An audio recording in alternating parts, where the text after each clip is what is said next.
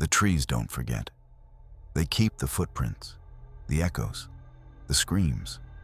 Forest rangers see what you're not meant to, hear things that don't belong.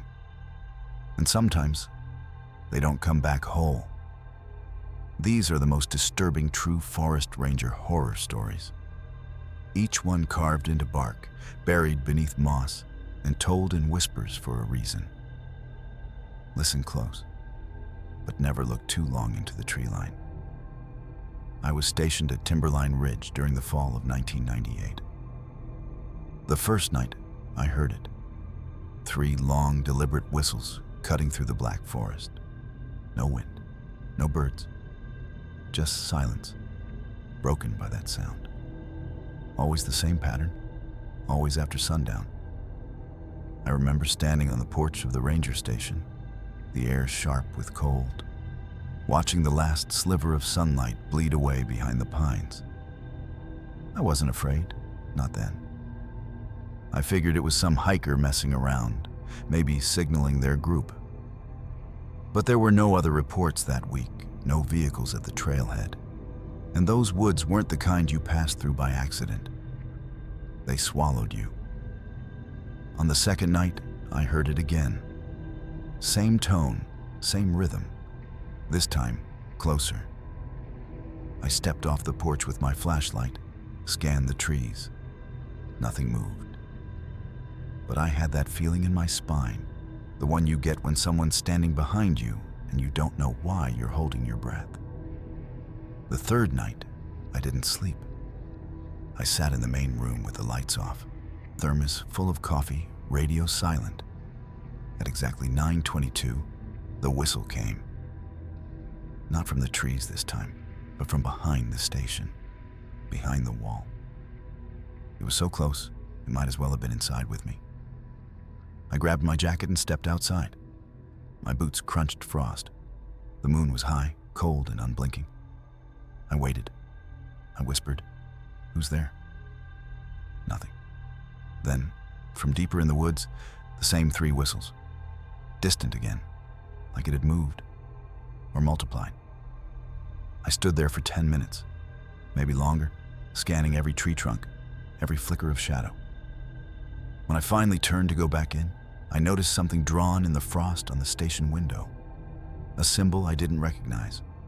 3 slashes, arched like a wide grin. I wiped it away with my sleeve, but my hand came back wet, not with frost, with something warm and red. I hiked out to the switchbacks to investigate.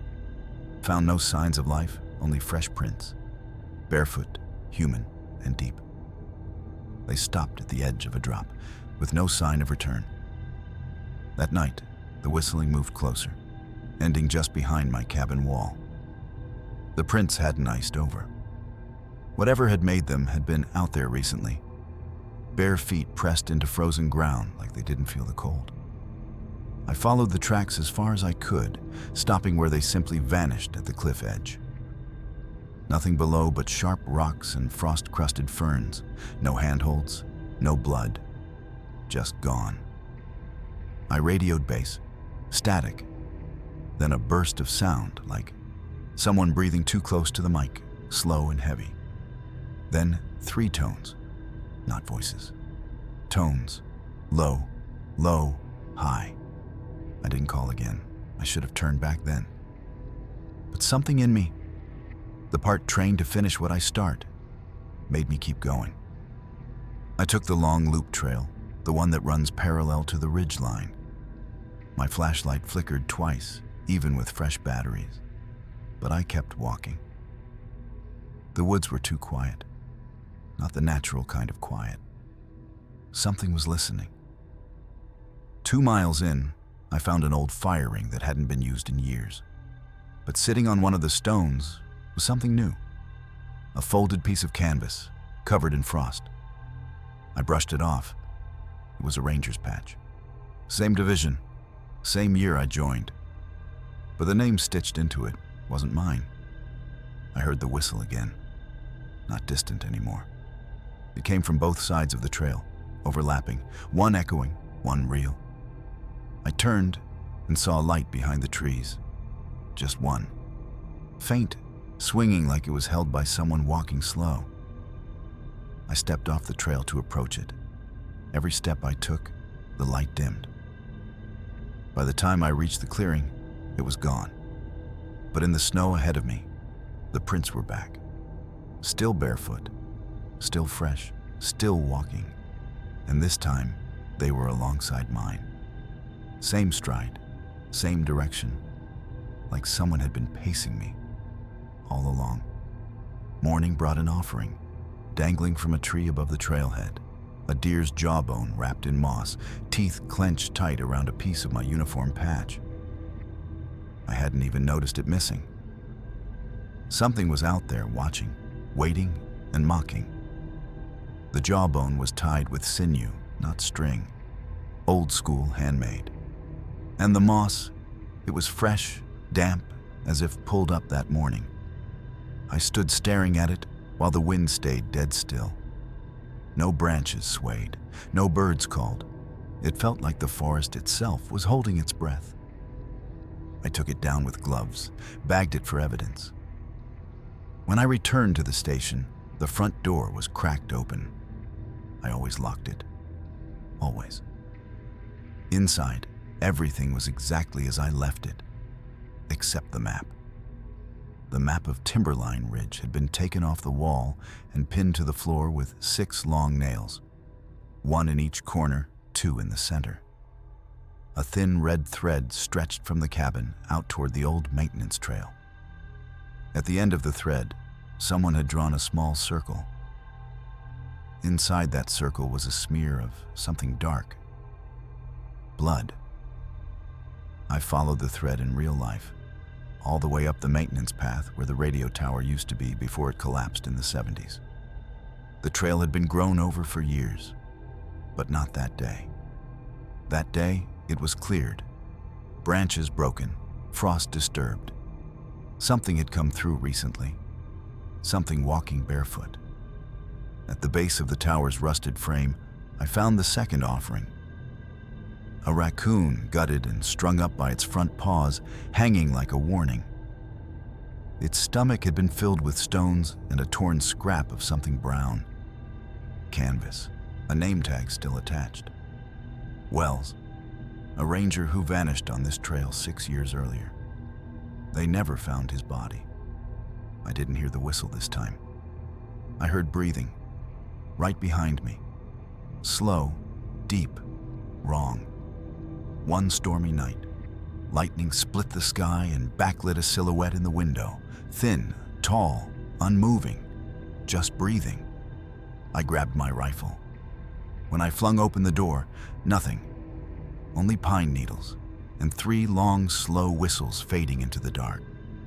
I stood there too long, soaked to the bone, scanning trees that never moved, listening for footsteps that never came. The forest didn't feel like forest anymore. It felt like a room, and I was in it with something that didn't belong in any place built by God. I didn't sleep that night. I sat in the corner with a rifle across my lap, eyes locked on the window where the silhouette had stood. Every gust of wind, every creak of the cabin boards made my spine twitch. Then, sometime past 2, the lights went out. The cabin went pitch black, not dark, hollow, like something had sucked the world out of the air. I reached for my flashlight. Dead. The radio. Dead. I lit a match and saw a breath cloud drift in front of me that wasn't mine. I backed up until I hit the wall. My match burned out. In that second of darkness, before the next one flared, I swear I heard it. A voice right at my ear. Not words, just a throat trying to remember how to speak. When the storm passed, the power flickered back. I tried to convince myself it had been nothing more than nerves. Then I saw it. On the outside of the window pane, etched into the frost, was a face. Not drawn, pressed. The imprint of a mouth, open, wide, teeth too many and crooked, nose flattened, eyes. No eyes, just sockets, The frost hadn't formed over it because it was still warm. I ran my hand over the glass to wipe it away, and the moment my palm touched it, I felt something press back. From the other side, cold, steady, breathing. I never turned off the lights again after that. But the next night, I didn't see the face. It was already inside, watching from the hallway. I left the post 2 days later, transfer request approved without question. But I still hear it, even now, in the suburbs, at night. That same whistle right outside my bedroom window. No one believes me, but it's still watching, and still waiting. I tried to pretend it was just memory. Trauma winding itself into my nerves, the kind that fades with time. But time didn't help. Nothing did. I moved twice, changed my number, burned the uniform. But the whistle always found me, always 3 notes, low, low, high. The first time it followed me was 3 nights after the move. New house, new locks, neighbors close. Safer, I thought. But when I stepped out to grab the trash bin, I found a single footprint in the flower bed. Barefoot, deep, pressed into soil that hadn't seen rain in over a week. I stayed up all night. No lights, no sound. Just me and my old hunting knife, listening. It waited until the sky was just starting to go pale. Then, behind the blinds, 3 whistles. Same rhythm, same distance. No footsteps, no shape. Just the sound curling into the house like smoke. I left that morning. No job, no goodbye. Just packed what I could carry and drove until the sun burned away the fear. But it doesn't matter where I go. It knows me now. Every mirror reflects something too tall behind me. Every screen flickers when I pass. I once found my reflection smiling when I wasn't. Its mouth opened wider than it should have. And in that silence, I heard the whistle again, this time from inside the mirror. I haven't slept in days. I can't.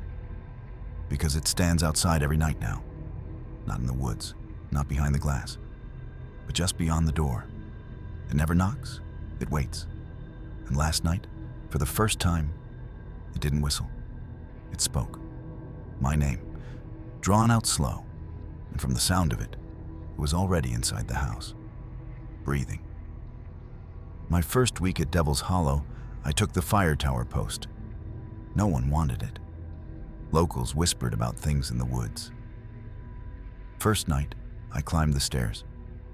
Halfway up, I heard someone following, but no one was behind me. No footsteps, just breathing. The steps creaked beneath me, slow and cold, echoing through the pines like bones snapping under snow. I stopped. The breath behind me didn't. It hit my neck like winter. I spun with my flashlight. Nothing. Just air and empty rungs stretching down into a black forest that didn't blink. At the top, the cabin felt like a coffin bolted in the sky. Glass windows on all sides, rusty cot, crackling radio. The light inside flickered once, as if it knew I was scared. I didn't unpack, just sat in the chair, staring at the tree line below, where the trees leaned wrong, as if something heavy had brushed them aside. Midnight came, then 1, then 2. No fire sightings, no hikers, just fog thick as milk, rising up the mountain like it wanted to touch me. Then came the tap, light, measured, like fingernails on the glass. I turned. There was no one there. But something had fogged the outside of the window. One perfect handprint in the mist, too long, too thin. The fingers spread wide like it had been pressed against the glass with reverence. Or hunger. I stayed still. Didn't breathe. After a minute, it vanished. I locked the hatch beneath me, sat with my back to the wall. I told myself it was the wind, an animal, anything but what I knew. Because I knew, whatever climbed those stairs with me never came back down. The next morning I checked the stairs. No footprints, no scratches. But on the third step from the top, I found something wedged between the boards. A tooth, human, old, browned from age, still warm. And I swear I heard the same breath again, right behind me. But this time, it was laughing. Looking through the scope one morning, I caught sight of eyes. Not deer, not bear. Human, but too wide, too reflective. They blinked one eye at a time, slow. I called it in. The ranger laughed. "Devil's Hollow watches back," he said. I wanted to believe he was joking, that he didn't know what I saw. But something in his voice, the stillness in it, told me he'd seen the same thing and stopped asking questions a long time ago. I checked again through the scope. Same patch of trees, maybe 80 yards out from the base of the tower. Nothing. But the leaves didn't sit right. The shadows stretched too long, like they were bending around something that wasn't there. That night, I kept the scope close. I scanned the tree line on the hour. 3 a.m., I caught them again. Eyes, 4 of them now. 2 sets, one lower to the ground, one high up, almost at tree canopy level. Both blinking, but never at the same time. I watched until the glass fogged from my breath. The radios didn't work that night, just static. And underneath it, buried in the hiss, was a voice. Small, distant. It didn't call for help. It didn't even use words, just breathing again. Long exhales, like wind moving through teeth. I tried to shut it off. The dial snapped clean off in my hand. When the sun rose, I didn't sleep. I just sat and waited, and waited. The next morning, I found muddy prints on the catwalk. One barefoot, the other pawed, like something walking alongside a man, but dragging one leg behind. Both prints ended at the edge of the platform. Never turned around, never climbed down. I looked through the scope one more time before dusk. And this time, the eyes were already staring back. Closer now, waiting for me to blink. Every night, the shadow moved closer to the tower. Same height, same shape, but not walking. More like twitching forward. Every morning, it would be gone. But one night, it touched the ladder. I heard the metal ring under its grip. The clang wasn't loud. It was soft, too soft. Like someone didn't want to wake me, just let me know they were there. I sat up in my cot, heart punching against my ribs, and listened to the night hold its breath. No birds, no bugs. Just that slow drag of metal on metal, like fingers wrapped too tight around a rung. I dared not look. Not yet. I kept the lantern off and slid to the floor. Crawled across to the trapdoor, the hatch I'd bolted every single night since the first breath behind me. But the bolt was half shifted, trembling as if something below was tapping against it. Waiting. I waited too. For what? I don't know. Maybe daylight, maybe courage. But neither came fast enough. Hours passed. The shadows through the window didn't change. It was like time had frozen, like whatever was out there was bending the dark around itself, refusing to let morning through. Then I heard the breathing again, through the cracks in the floor this time. No longer distant, no longer playful. This breath was wet, labored, and angry. I grabbed the radio. No static now, just one sound on the other end. Something dragging across wood. A low thud, another drag. Then it whispered, not words, just my name, not once. Over and over. The ladder creaked, one step, then another. I waited for the trapdoor to slam open, for those long fingers to reach through. But they didn't. They just pressed. Hard. I watched the bolt bend like it had taken the years of pressure. One more push and it would have snapped. Then, just before dawn broke, it stopped. not because it was gone, but because it didn't have to climb anymore. It had learned to wait, just like me. Something slammed the door at 2 a.m. I bolted it shut. Then it tried the windows. Then it stopped. I slept with a hatchet. When dawn came, every inch of the outer wall was covered in mud. Handprints, hundreds of them. That door, heavy iron-reinforced wood, shuddered like a paper flap. I had wedged a chair against it, jammed a crowbar through the bolt slot, and still it shook. Not once, not twice, but with a rhythm. Like someone, no, something, was knocking to a beat only it understood. Tap, tap, tap, pause, tap, a game, a threat, a signal.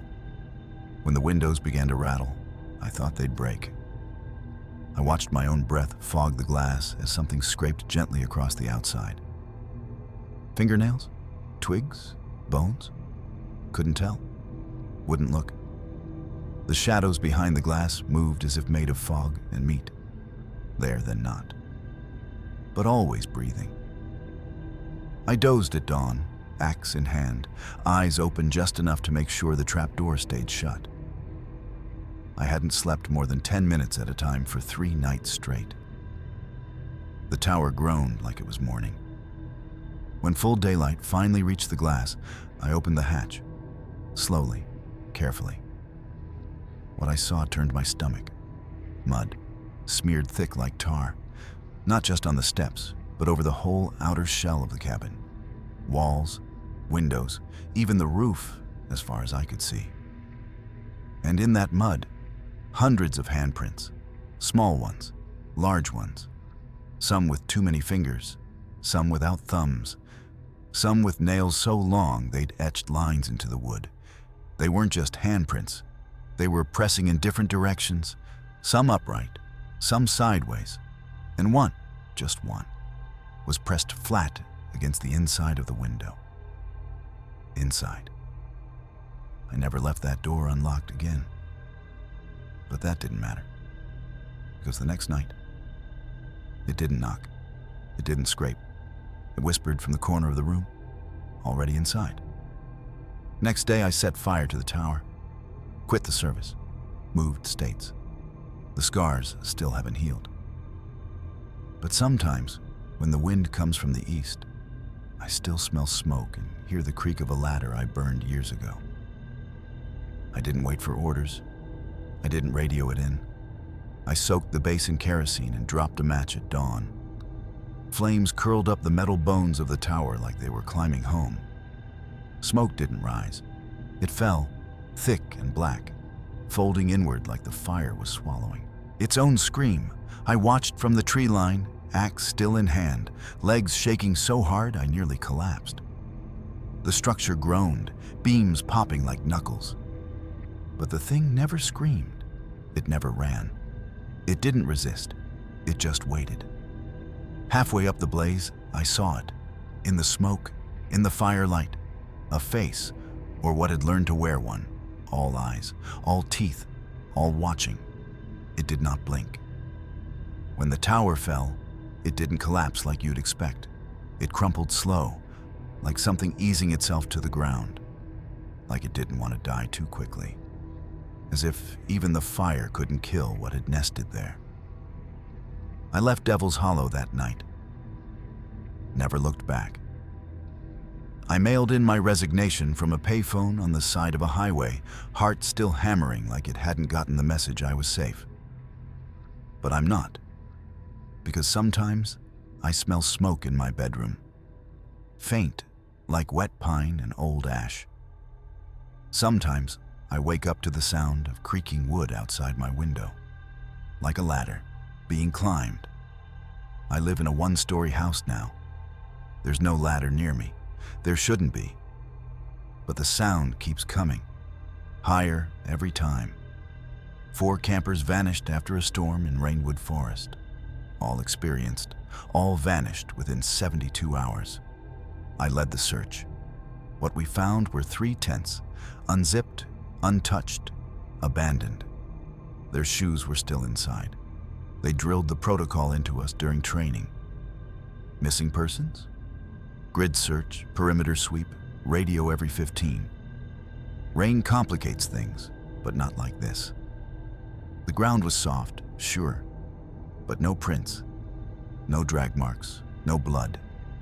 Just the sound of water dripping from branches like the forest itself was trying to pretend it hadn't swallowed anyone. The tents were dry inside, food sealed, flashlights charged, firewood stacked neat. It didn't look like a panic. It looked like they stood up and stepped into the fog without saying a word. First thing that struck me, no one took their boots. In all my years on the job, I'd never seen that. You might run without a jacket, without gear, but not barefoot. Not out here, not in the mud. And second, silence. No birds, no wind. Just that soft patter of rain and a feeling under the skin, like static without sound. I remember looking at the tree line and thinking it was watching me back. We circled outward. 30 men, dogs, drones. Days passed, nothing. Then the rain came again. Not heavy, just steady enough to thicken the fog. And that's when things started to get strange. Radio stopped sinking, not dead, just silent. Even the dogs began to whine and claw at the earth, refusing to step past a certain ridge near Dead Creek. When one finally did, it bolted into the trees and never came back. We pressed on, though every step forward felt wrong, like walking into a house you knew didn't want you there. The woods looked the same, but smelled different, like mildew and rot hidden just beneath the pine. That's when I saw the first one. Not a person, not a body, just a boot, floating down the stream with the laces tied. We found a clearing with no wind, no birds, just a ring of mushrooms, all perfectly upright despite the rain. In the center, hair, human, braided, knotted in the way the locals called mourning rope. Something ritualistic, something recent. No branches stirred above us. The rain, which had been constant, seemed to pause the moment we crossed into the ring. Just outside the clearing, our boots squished in mud. Inside, the moss was dry, untouched, like time stopped in this one patch of forest. One of the rookies tried to speak. Just a name, the one from the missing list. But his voice broke halfway through, strangled like something wrapped around his throat. He didn't try again. None of us did, because the air in that clearing wasn't meant for our voices. I knelt beside the hair. It was tied with twine, the kind used in survival kits, stained dark at the root. Not blood, sap maybe, but thick, sticky like it hadn't belonged to a living scalp when it was braided. The smell rose off it, sweet and wrong, like perfume left too long in a locked box. The mushrooms were all the same size, white caps, speckled gray, not native to Rainwood, not to this part of the country at all. We took samples, but nothing left that clearing. No birds came near. Even the insects kept to the edges. As we backed out, I saw something behind the trees. Not movement, just shape. Tall, still, watching. It never blinked, never shifted. And when I looked again, it was gone. But when I turned around, one of the mushrooms had fallen over. Just one. Crushed, in the shape of a bare foot. It hadn't rained in that circle. But something had stepped inside, after us. Not one of ours. And it didn't want us to speak. Locals warned me. When the rain stops, go inside. I laughed. Then it happened. The rain ended abruptly. Total silence. Then came the whispers. Not carried by wind, but coming from all directions. High, melodic, unintelligible, but unmistakably human. It had been raining for 4 straight days. Gray light, muddy boots, radios cutting in and out. You learn to love the sound of rain after a while. It drowns out the forest. It hides the things that move between the trees. But that morning, the clouds split without warning. No drizzle, no taper. Just sudden, impossible silence. That's when the air changed. The smell of moss and pine faded, replaced by something sharp, metallic, like coins soaked in vinegar. I paused on the trail, boots ankle-deep in water that no longer rippled. The canopy above had stopped moving, like the wind had forgotten this part of the world. Then the voices began. Not loud, not harsh, gentle. Singing, maybe, but wrong. Notes without melody, words without shape. They came from all sides, close yet never in sight, always just behind a trunk, just past a shadow, just outside your reach. They didn't speak to each other. They spoke to you. You felt it in your spine. I gripped the radio, but all I heard was static. My team was gone. Had been for hours. I told myself they were scouting another sector, that they'd call in. But something deep down knew better. Knew they'd heard the same whispers. Knew they'd stepped too far into the dry silence. I made for camp, boots crunching through damp leaves, not daring to run. Running makes them louder. That's what the old man at the gas station had said. Don't run, they chase rhythm. Back at the trailhead, my tent was zipped open. Inside, the sleeping bag was still warm. But my boots weren't mine. Different size, different shape. The laces were tied, but backwards. We tried to leave. Every path led back to the clearing. My compass spun useless. My GPS said we were in the middle of the ocean. That night, one of the deputies walked into the woods. We heard his voice hours later, calling from beneath the earth. We broke camp at first light, packed fast, quietly. No one slept. The forest had begun to hum, not loudly, but deep, like breath through a hollow reed. I led us northwest, sticking to landmarks, avoiding the water. But every path twisted back, always back. The same stump with a lightning scar, the same overturned log, the same crushed mushroom ring. The trees began to lean the wrong way, not just from wind. They bent toward us, no matter where we turned. And the shadows, longer than they should have been, stretching out ahead of the sun, moving when nothing else did. By dusk, tempers frayed. The deputy Ruiz stormed off, cursing the map and vowing to find the ridge. We never saw him again, not alive anyway. It started after midnight. First a voice, soft, far off, sounded like Ruiz, laughing, then crying, then asking for help. But it was wrong. There was no wind, no echo. The voice came straight up from the dirt. We lay there, staring at the ground, the fire too afraid to flicker. The sound moved slowly, circling us, under our feet. I pressed my ear to the earth and heard scratching, breathing, like someone crawling beneath us with broken ribs. We tried digging. There was nothing, only soil, roots, and a single long fingernail, still wet. Then our tents turned around. I mean that literally. We woke to find every zipper facing the woods, every flap unfastened, every boot pointed away from camp. As if we had all gotten up, walked in circles, and returned from the wrong direction. But no one had moved. No one. Living. Rain started again, but the whispers didn't stop this time.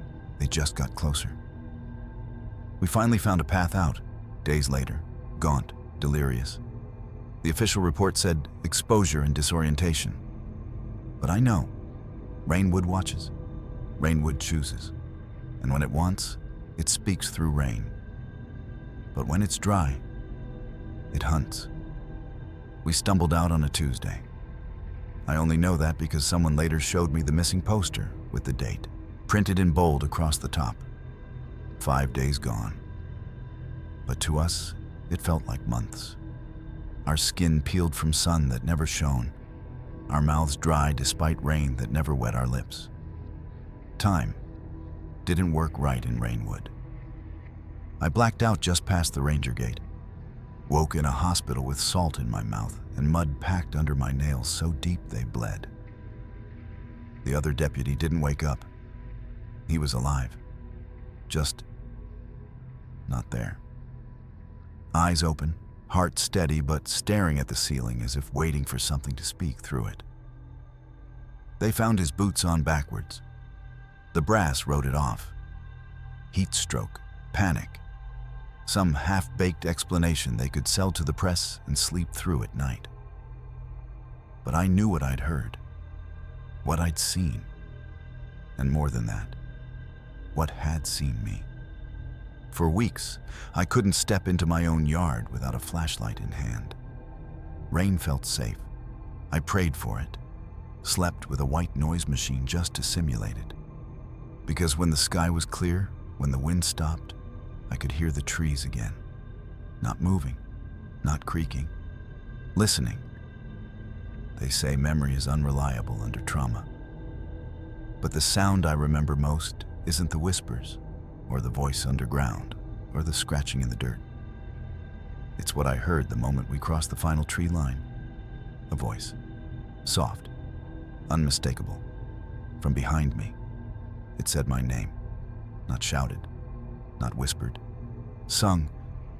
And every time the sun dries the leaves in my backyard, I hear it again, not in my ears, in my bones.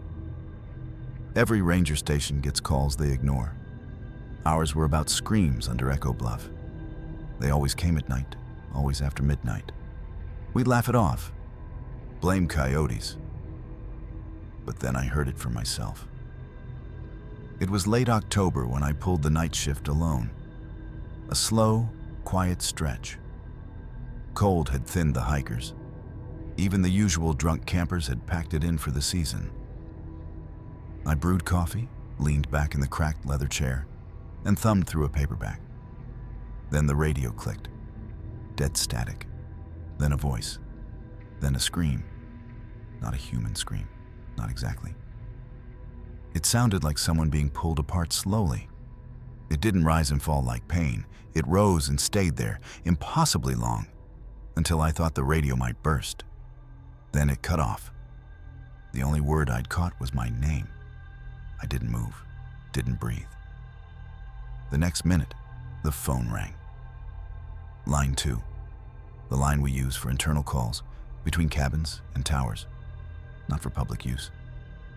I answered. Silence. Then I heard it again. Not through the phone. Through the window, the same scream. This time from the direction of Echo Bluff. I grabbed my gear and drove out. Road was empty. Fog sat low across the treetops like spilled milk. At the overlook, I parked and stepped to the railing. Below, the woods fell into a ravine. Nothing stirred, but the air felt wrong. Not heavy, hollow, like sound had been scooped out. I stood there for maybe 5 minutes before it happened. The scream came again, this time from beneath, the ground. The bluff vibrated under my boots. My radio clicked once more, static again, then a whisper, slow, wet, not words, just breath. Then, clear as glass, a woman's voice said, "Stop ignoring me." I left, drove back in silence, locked the station door. But the scream followed. That night, I didn't sleep. And the next night, the calls came again. Same time, only now, they used my voice. I recorded the screams, played them for our supervisor. He turned pale and said nothing. Later, I found a folder in the back archive. Echo Bluff, 1977.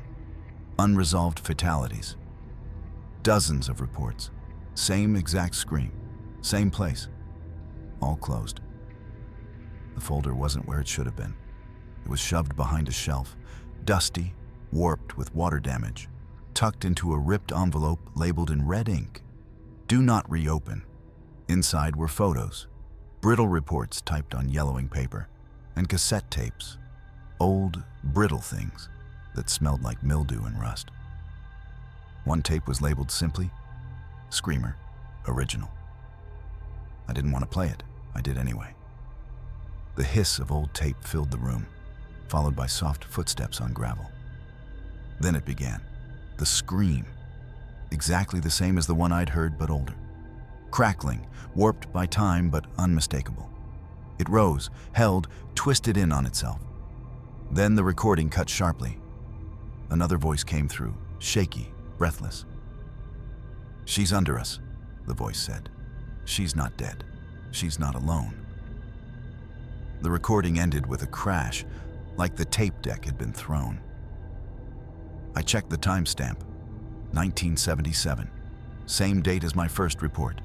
I played another tape. This one recorded by a different ranger. You could hear him sobbing, whispering for help. He was in the tower, but claimed something was whispering up through the wood panels. He begged the dispatcher to send someone. Then, nothing. A long minute of silence, followed by a single word, not from him. "Closer." The tape ended.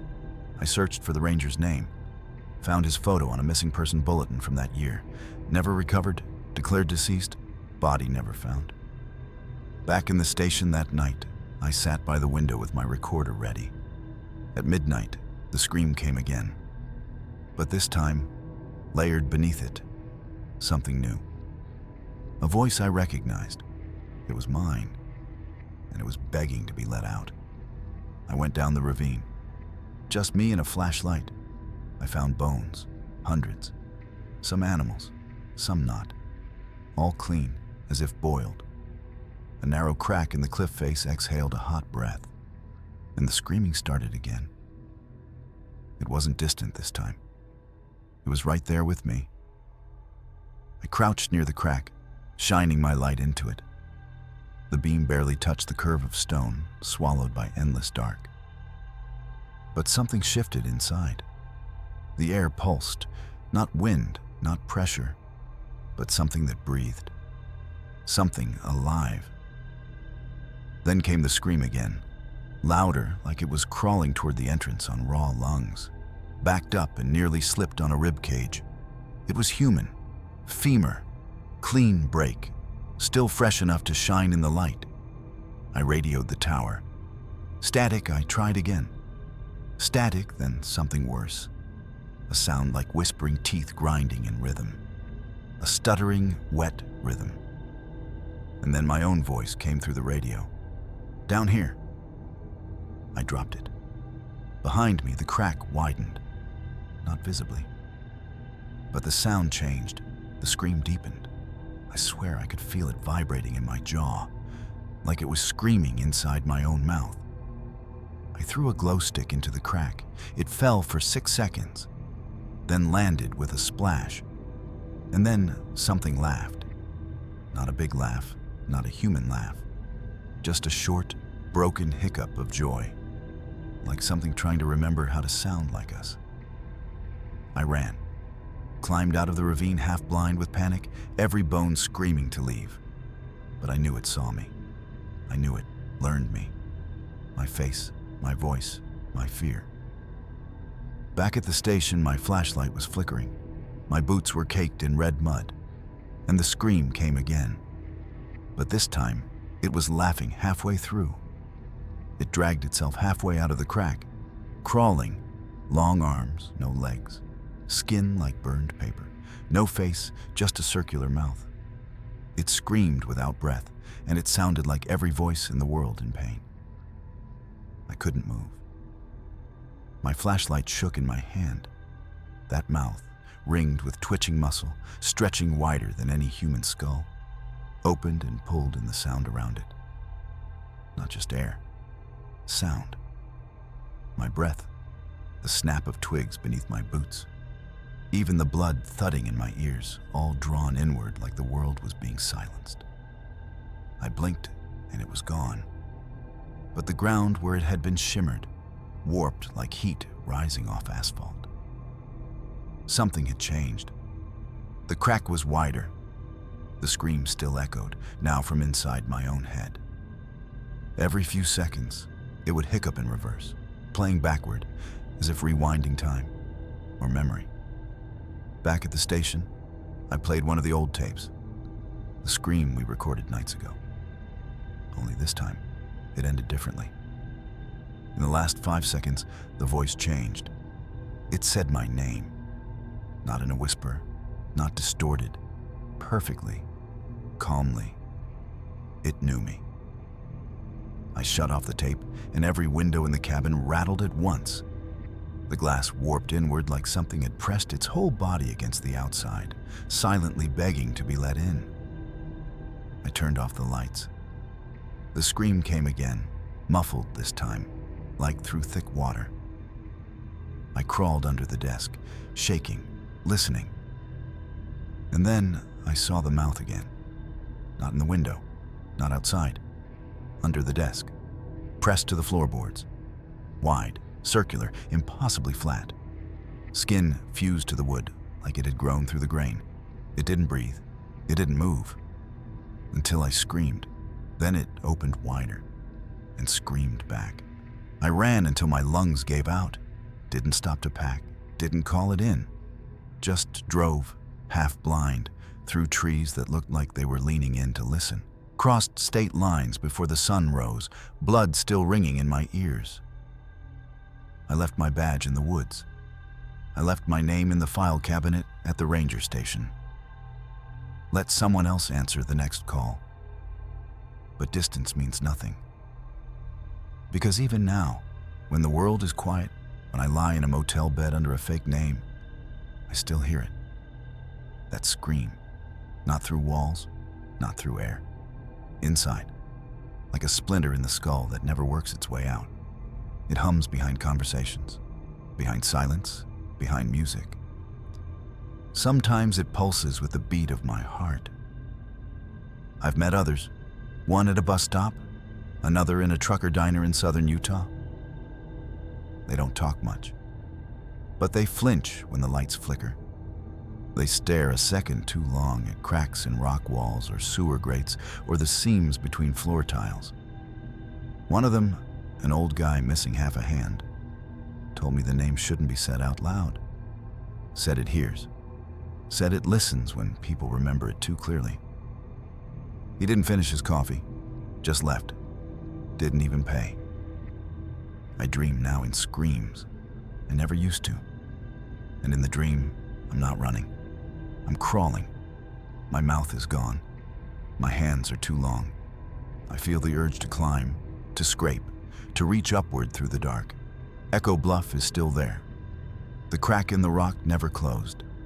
And they say the screaming's gotten louder. Every new ranger sent to that post is told the same thing. Don't investigate noise complaints. Don't go below the bluff. Don't answer after midnight. But they will, because it calls to them, and it always sounds like someone they know. We found it just past the tree line, halfway down a slope no one hikes unless they're lost or running. The bark was slick with something dark and wet, a smear that hadn't dried despite the wind. At first, we thought it was some kind of prank. Maybe kids, maybe vandals. But the smell, it was wrong. Iron, raw, too thick in the air. Beneath the ooze, something had been carved. Not initials, not symbols, a face. Wide eyes, slack mouth. No expression, but it still felt like it was watching. I scraped the bark with a gloved hand. The outer layer peeled away like blistered skin, and more of that blood-wet sap ran down my wrist. Except it wasn't sap. I knew that then, and I know it now. The others joked, tried to act tough, said it was probably animal remains smeared by scavengers. But when we circled back later, we found another.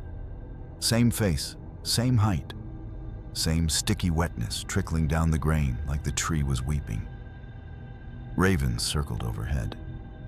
Too many for that hour, too quiet for that many wings. When we radioed it in, the dispatcher went still for a long moment. Then she just said, "You're in the cradle. Stay until backup arrives. Do not touch anything else." And the line went dead. I looked up, not far from where we stood. I counted more trees. At least 6. Each one darker than the last. Each one with something etched deep into its trunk. Faces. Dozens of them. Some grinning, some twisted. One of them looked like someone I knew. And that night, when I closed my eyes, I dreamed of bark peeling back like skin, of roots twitching like fingers, and the sound of something breathing just beneath the soil. Top of form, bottom of form. I went back alone. I shouldn't have. Not after what we found the first time. But something about the tree, it got in my head, like it wanted me back. And I listened. The forest was silent that morning. No birdsong, no rustling. The snow had melted into cold black mud, and every step sounded too loud. When I reached the clearing, the tree was waiting. More carvings this time. Dozens.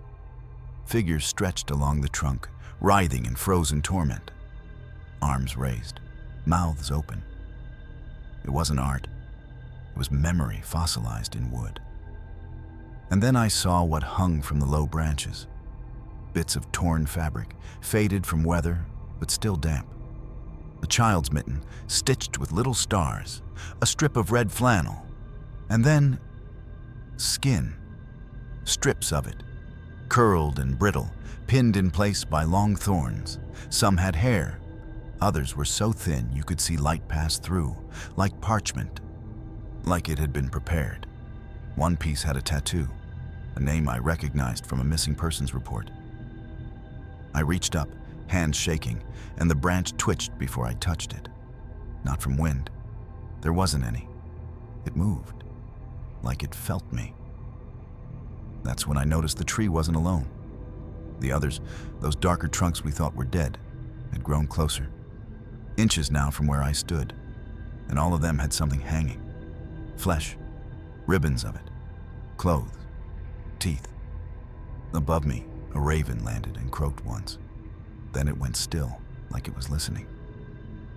The silence pressed down, and the carvings on the tree, they weren't static anymore. I swear one of them turned its head, just slightly, but enough to know I wasn't alone, not even close. I pitched my tent less than 50 yards from the tree. I told myself it was to watch for vandals, maybe catch someone in the act. But deep down, I think I wanted answers, or a confrontation, something to make it make sense. The forest at night was different, heavier. My fire barely cast any light, like the darkness soaked it up faster than it could burn. I didn't eat, couldn't. Every creak of bark sounded like footsteps. Every snap of twig felt directed. I must have fallen asleep, not deeply, but long enough. When I woke, the fire was out. My breath fogged in the cold. And just beyond the tent's nylon walls, I heard it. Soft crunches in the underbrush. Someone walking, then stopping, then walking again. I froze, listening. Then I heard the whisper. Not words, not language. Just a thread of breathy sound, brushing the shell of my ear from inside the tent. I spun around. No one was there. I unzipped the flap and shined my flashlight out. Boot prints, dozens, fresh, circling the tent in wide arcs that tightened loop by loop until they stopped inches from where I lay. But the prints weren't right. They started deep, normal. But the closer they got, the shallower they became, as if the walker had grown lighter with each step. Until the last few were barely impressions, like the earth had forgotten weight. I backed away from the prints and scanned the woods. And that's when I saw it. A figure, maybe 20 feet out, just barely visible between the trunks.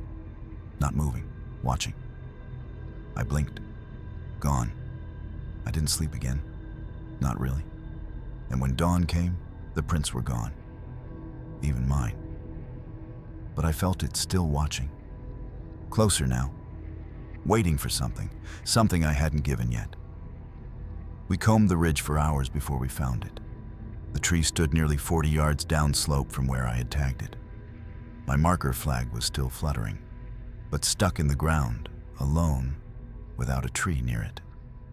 The bark was slick with fresh sap or blood. The carving of my face wasn't crude like the others. It was detailed. Eyelids, cheekbones, even the scar above my left eyebrow. My partner, Reyes, tried to laugh it off, but his voice cracked. He wouldn't step closer. I took pictures, but later, my phone showed only static when I tried to view them. The screen locked up. The files were gone, wiped, like they were never there. We flagged the area for investigation, but when we returned the next morning with the sheriff, the tree had moved again. This time uphill, tucked between a cluster of dead spruces, where it had not been before. And now there were 3 more faces.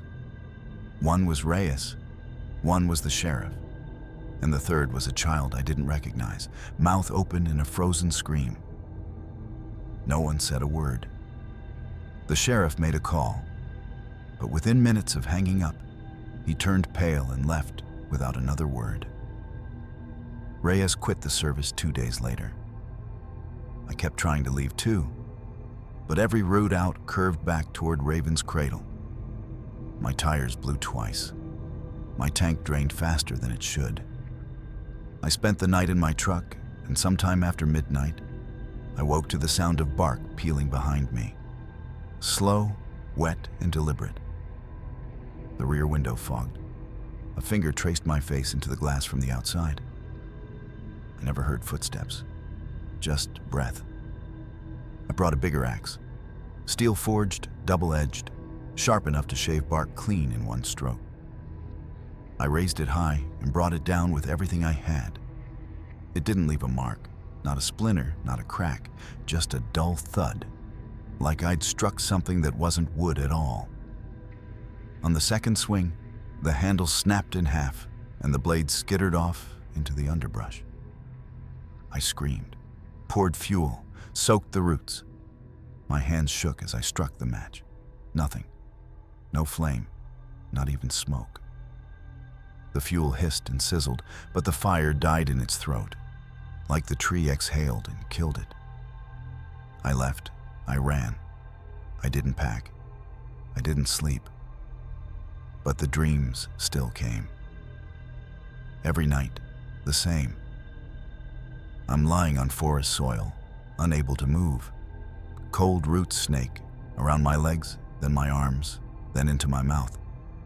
They slide between my ribs and curl around my heart. I feel it slow, not from fear, from surrender. I wake choking, fists clenched in sheets soaked through. And somehow, bark dust is always under my fingernails. I moved across the country, changed my name, never told anyone what happened. But this morning, I looked out the window of my new apartment and saw a sapling in the flower bed. No one planted it. Its bark already split with a dark, vertical scar like a screaming mouth. Raven's Cradle never ends. The roots stretch further than we know, and they're hungry for memory, for names, for faces, for skin, and they never, ever let go. The first time I saw the eyes, they were no higher than a possum's. But they didn't blink, didn't move, just watched.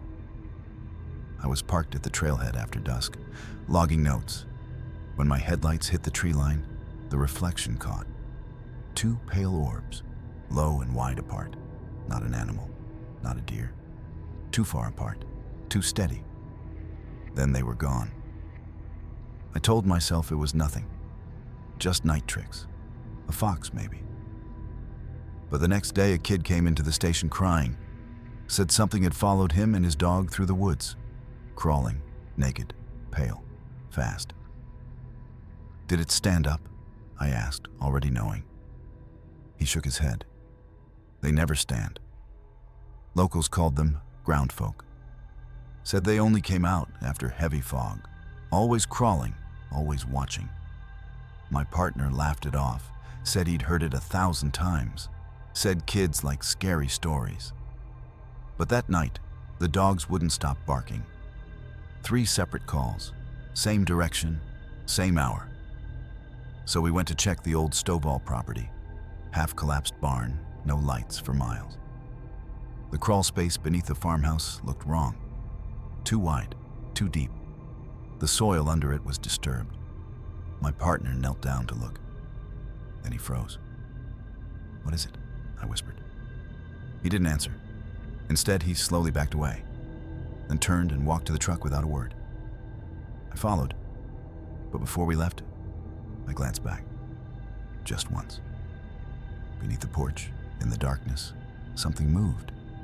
Elbows, knees, skin pale and slick like a peeled frog. Its face was blank, no eyes, no lips, just skin stretched too tight. And it kept crawling, dragging itself forward with a grace that didn't belong on this earth. They never stand, but they always watch. The tunnels started under the old ranger trail, just beyond the bend near Miller's Ridge.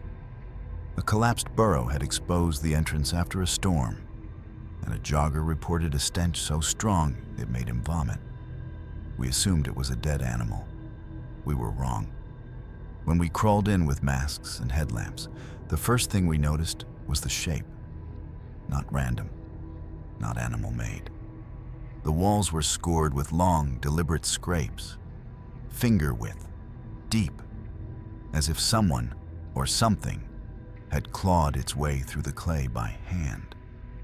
The passage narrowed fast, too narrow for comfort. It felt wrong, like squeezing into a lung. The air turned hot and wet the farther we went. Then the smell hit us. Blood, bile, and something older. Rotted skin, maybe.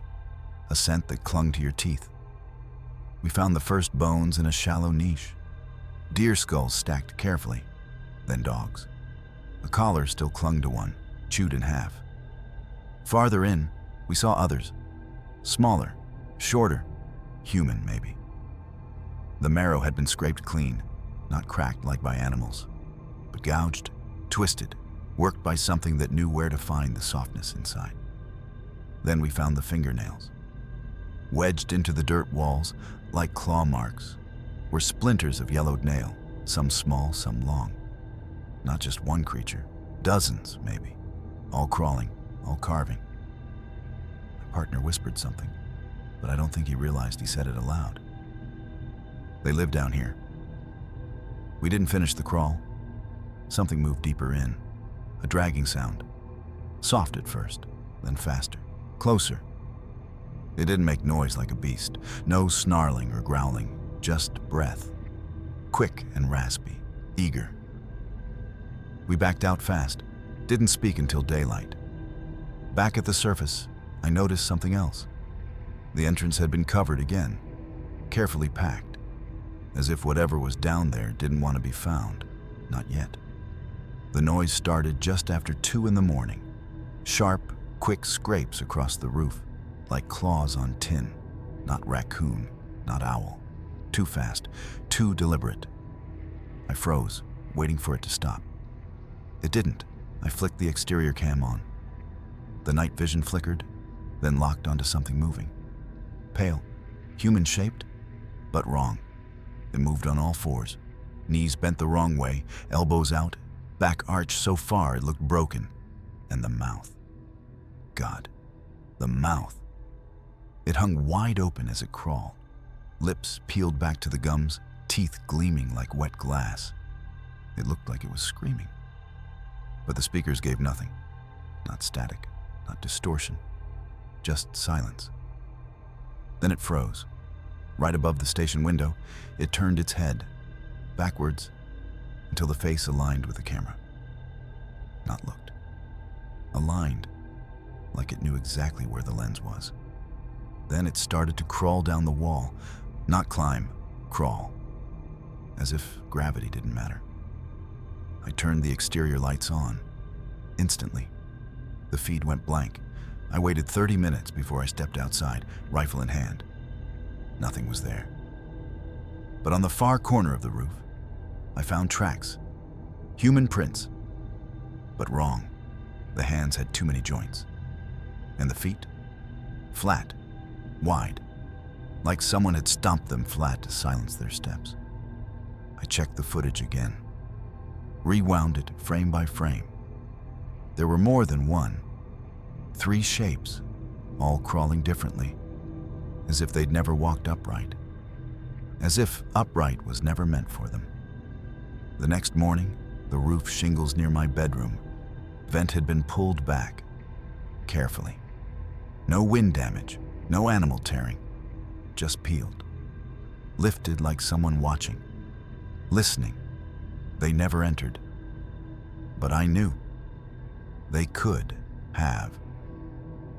They came just after dusk, when the sky turned the color of bruised fruit and the last birds fell silent.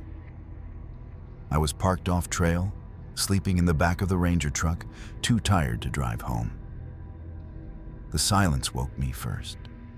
Then came the soft, wet clicks, like nails tapping against teeth. I lifted my head, and there they were.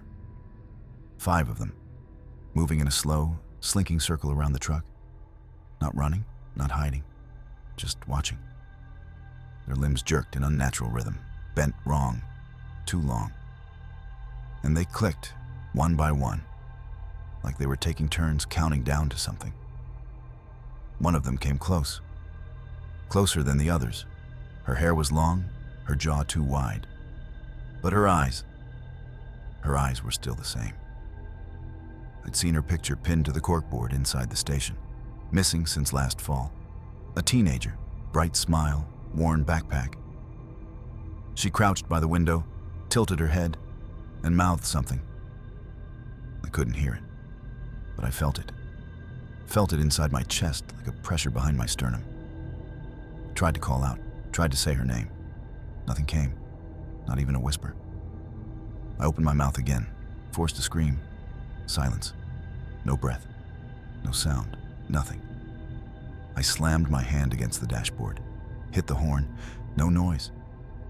The girl thing leaned in closer, placing one hand on the glass. Her fingers left a smudge that looked like soot.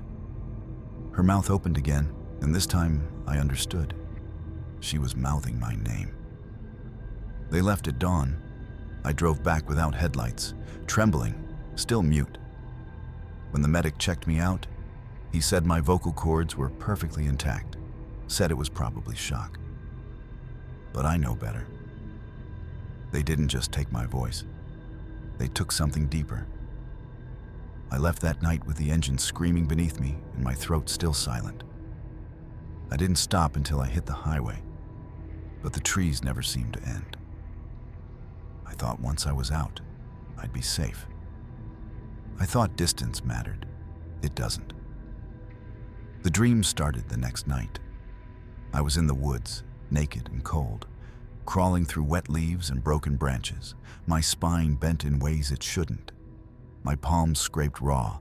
I couldn't speak, but I could smell. Blood, dirt, something rotting just ahead. And I followed it. Every night, the same. Deeper into the woods, closer to the sound. Something dragging itself just beyond the trees, just around the bend. I never see it, but I know it sees me. I tried sleeping in hotels, in cities, on high floors with locked windows. It didn't help. I woke up curled on the floor, my mouth wide open, drool on the carpet, my knees bruised, my nails cracked. And one night, I found pine needles in my bed. I started filming myself. Phone camera, motion sensor. Nothing ever moved, except me. Sometimes I stop sleeping altogether, go days without closing my eyes. But when I do finally crash, I always wake up in the same pose, on all fours, facing the wall, hands spread like I've been climbing something I can't see. Last night, I bit through my tongue, blood everywhere. I didn't feel it happen. I was dreaming of teeth again. Not mine, not human. And this morning, on my doorstep, were prints. 4 sets, hands and feet, bare, leading from the edge of the woods to my front door, and away again. But only 3 left, 3 crawling out. I'm not sure how much longer I have. I can't crawl fast enough. Mirror Lake was the kind of still that felt wrong. No wind, no ripple, not even the soft plunk of frogs at night. Locals said it was peaceful. I always thought it was watching. The first time it happened, I was brushing my teeth by the shoreline. The sun had barely cleared the trees, light scattered like gold dust on the surface. I leaned in. My reflection leaned with me. But when I blinked, it didn't. Not right away. It held my gaze, unblinking for just a second longer. Then, slowly, deliberately, it blinked back. I laughed it off. Lack of sleep, maybe. But as I turned to leave, I heard breath. Wet and shallow, right at the base of my neck. I spun around. Nothing there but cold air and silence. I didn't go back for days. Told myself it was a trick of the light, that my brain was playing games. But the thought burrowed in deep. So I returned with a camera. This time, the lake didn't wait. I stood at the edge, recording. I waved, my reflection waved back. I tilted my head, it followed. But when I lowered my hand, it kept waving. Slow, like a drowning person signaling for help. Then it stopped completely. Frozen. I stepped back, heart pounding. On the screen, it still stared straight ahead. Not mimicking, not reflecting, just watching. I shut the camera off and backed away without turning around. I couldn't hear anything, but I felt it. Pressure behind me. Weight in the air. That night, my mirror at the ranger station fogged up on its own. No heat, no shower. Just a message traced in the condensation, written from the other side. Let me in. And beneath it, a damp handprint, smaller than mine, still dripping. We stopped recommending Mirror Lake for swimmers after the third disappearance that summer. There was no storm, no current, no warning, just a ripple, a gasp, and then nothing but silence. The last one was a teenage boy. His friends said he ducked under and never came back up. His goggles and snorkel surfaced by sunset, spinning in lazy circles. I reviewed the drone footage late that night, alone in the ranger station. I had sent the drone down a week earlier for a separate inspection, checking erosion patterns. But its memory card still held everything. What I saw chilled me more than any current ever could. The lake bed looked wrong. The sand pulsed, moved, breathed almost. The deeper the drone went, the less light returned. Not from depth, but from something else. The drone's sonar picked up massive disturbances. Not fish, not logs. Shapes with limbs. Some curled, some stretching outward. And then, in one frame, I saw it. Oh, hand. Pale, bloated, too long. It reached up from beneath the sand, as if from under a sheet. 5 fingers, jointed but boneless, pressed upward and sifted grains of mud aside like it was parting curtains. The sand bulged and fell away, like a mouth exhaling. Then the drone cut out. When I retrieved it the next day, the casing was cracked. Deep scratches carved across the lens, not claw marks, more like fingernails. Some of the gear's foam padding was missing, as if bitten off. I asked the old maintenance guy if he ever heard stories. He didn't answer right away, just stared at the lake. Then he whispered, "Things live where reflections lie. That lake never shows you what's real, only what wants to be." That night, someone knocked on my cabin door. When I opened it, no one was there. Only a trail of wet footprints, leading to the mirror and stopping just before it, as if something had stepped through. We stopped recommending Mirror Lake for swimmers after the third disappearance that summer. There was no storm, no current, no warning, just a ripple, a gasp, and then nothing but silence. The last one was a teenage boy. His friends said he ducked under and never came back up. His goggles and snorkel surfaced by sunset, spinning in lazy circles. I reviewed the drone footage late that night, alone in the ranger station. I'd sent the drone down a week earlier for a separate inspection, checking erosion patterns. But its memory card still held everything. What I saw chilled me more than any current ever could. The lake bed looked wrong. The sand pulsed, moved, breathed almost.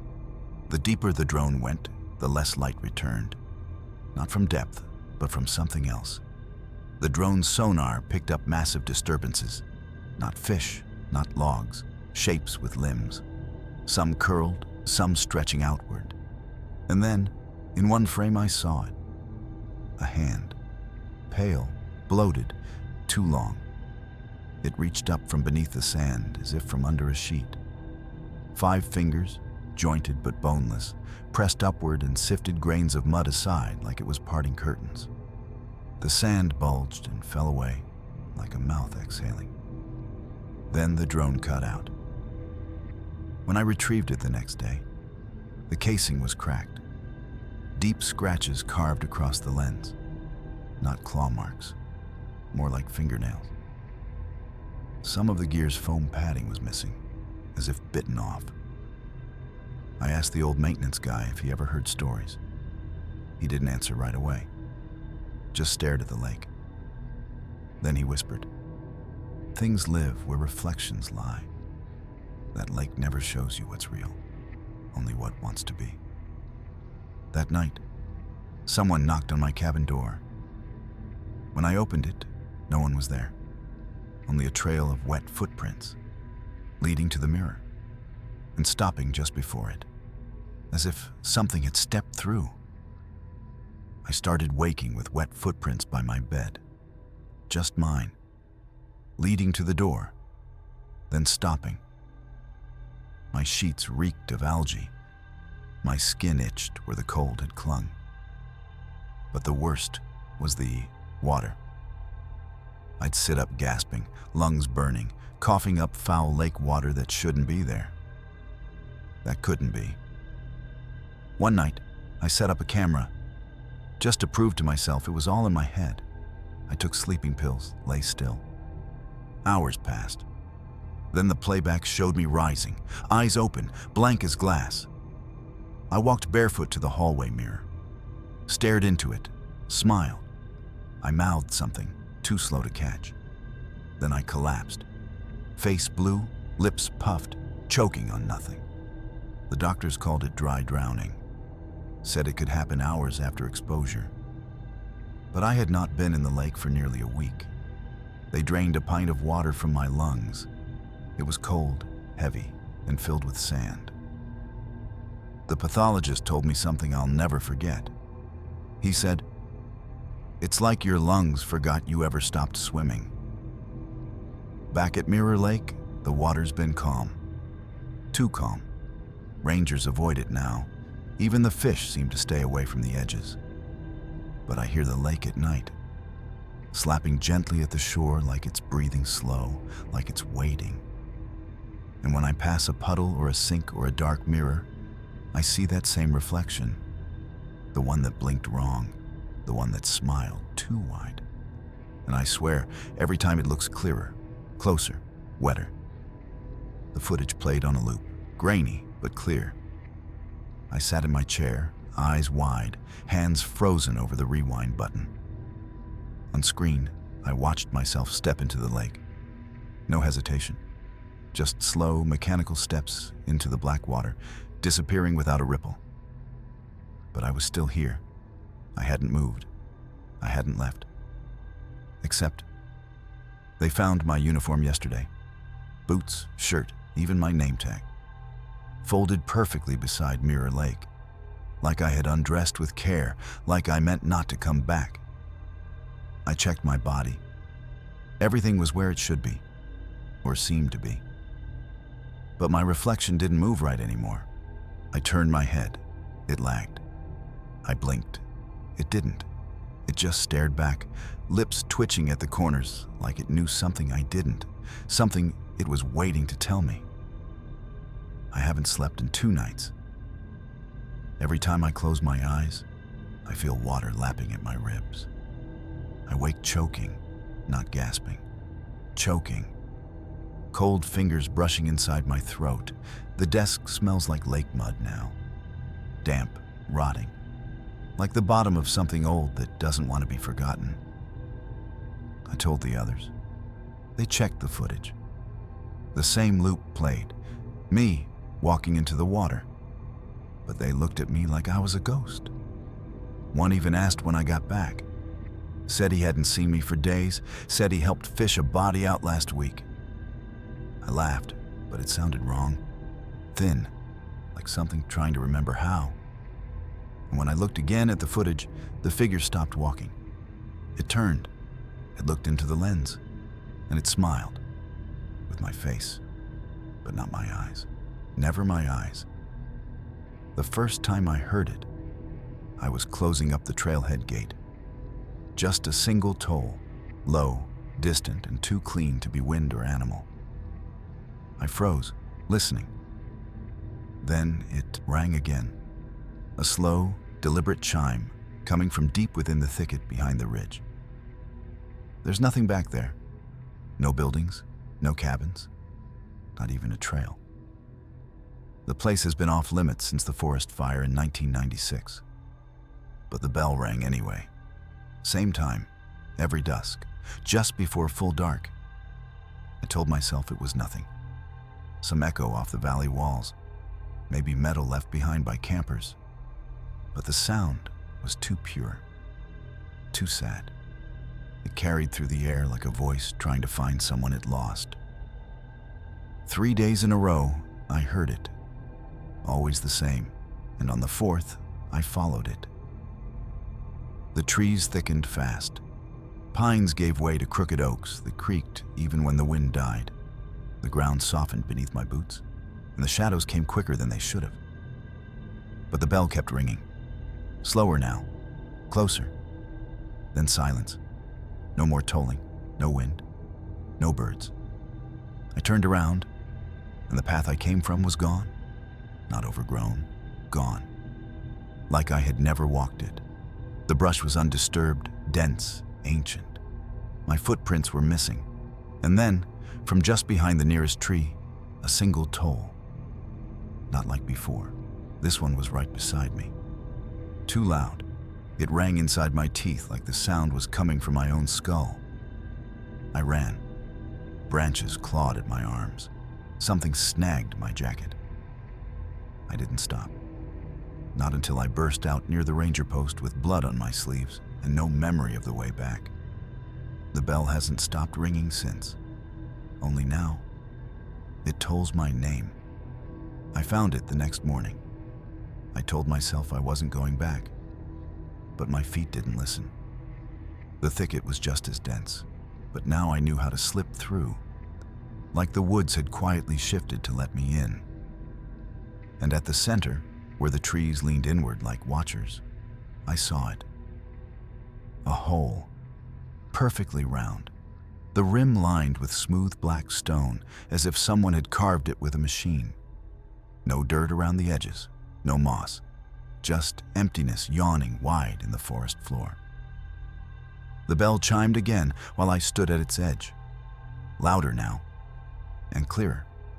It didn't echo from the trees, it rose from below. I dropped to my knees and leaned over. Darkness. Too dark, even for mid-morning. It wasn't just the absence of light. It was thick, hungry. And when I whispered down into it, "Hello?" The bell rang twice, vast, like an answer. I pulled a rock from the ground, about the size of a baseball. Tossed it in. No sound, no bounce, no splash, no thud, nothing. I waited a full minute. Still nothing. But something did answer. Not with sound, with breath. A warm gust rushed up from the hole. It smelled like stone and iron and something too old to name. And beneath that, something sweeter, like fruit just starting to rot. The bell rang again. I fell back. My flashlight flickered, though the batteries were new. My radio spat static. For a second, the screen showed a signal. 5 bars, but no station. Just a voice whispering through the white noise, low and shaking. Not words, just rhythm, like a chant. I ran again, but the thicket didn't want to let go this time.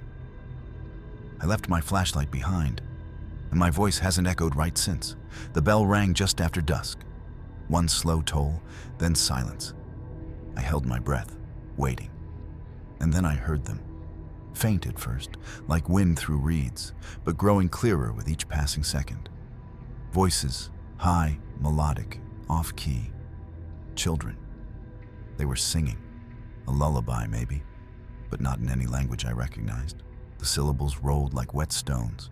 The rhythm never quite settled. And yet, it sounded rehearsed, as if they'd sung it for centuries. I stood frozen at my window, staring toward the thicket, though I couldn't see it from here. Still, I felt it. Like the bell and the voices had tunneled through the roots and soil and pine needles to find me. As they reached the end of the song, the final note held too long, too high. Something in me snapped. A sharp pain lanced behind my eyes, then warm wetness. Blood. My nose had started bleeding again, heavier this time, dripping onto the floor. I pinched it shut and stumbled into the bathroom, but the mirror made me stop. My reflection wasn't singing. It was mouthing along with the voices, eyes wide, unfocused, lips stretched too far. I threw a towel over the glass and turned every light on in the house. Didn't matter. They sang again the next night, and the night after. Every time I tried to record it, the files came out blank, or worse, scrambled with static and faint breathing. Sometimes, just before the end, I'd hear my own voice whisper back at me from the playback. Not speaking, mimicking. Now I sleep with headphones on, rain sounds, static, anything to drown it out. But even then, sometimes I wake humming the tune, and every morning there's blood on my pillow. The fog crept in just after sunset, thick and yellow-gray, like old breath.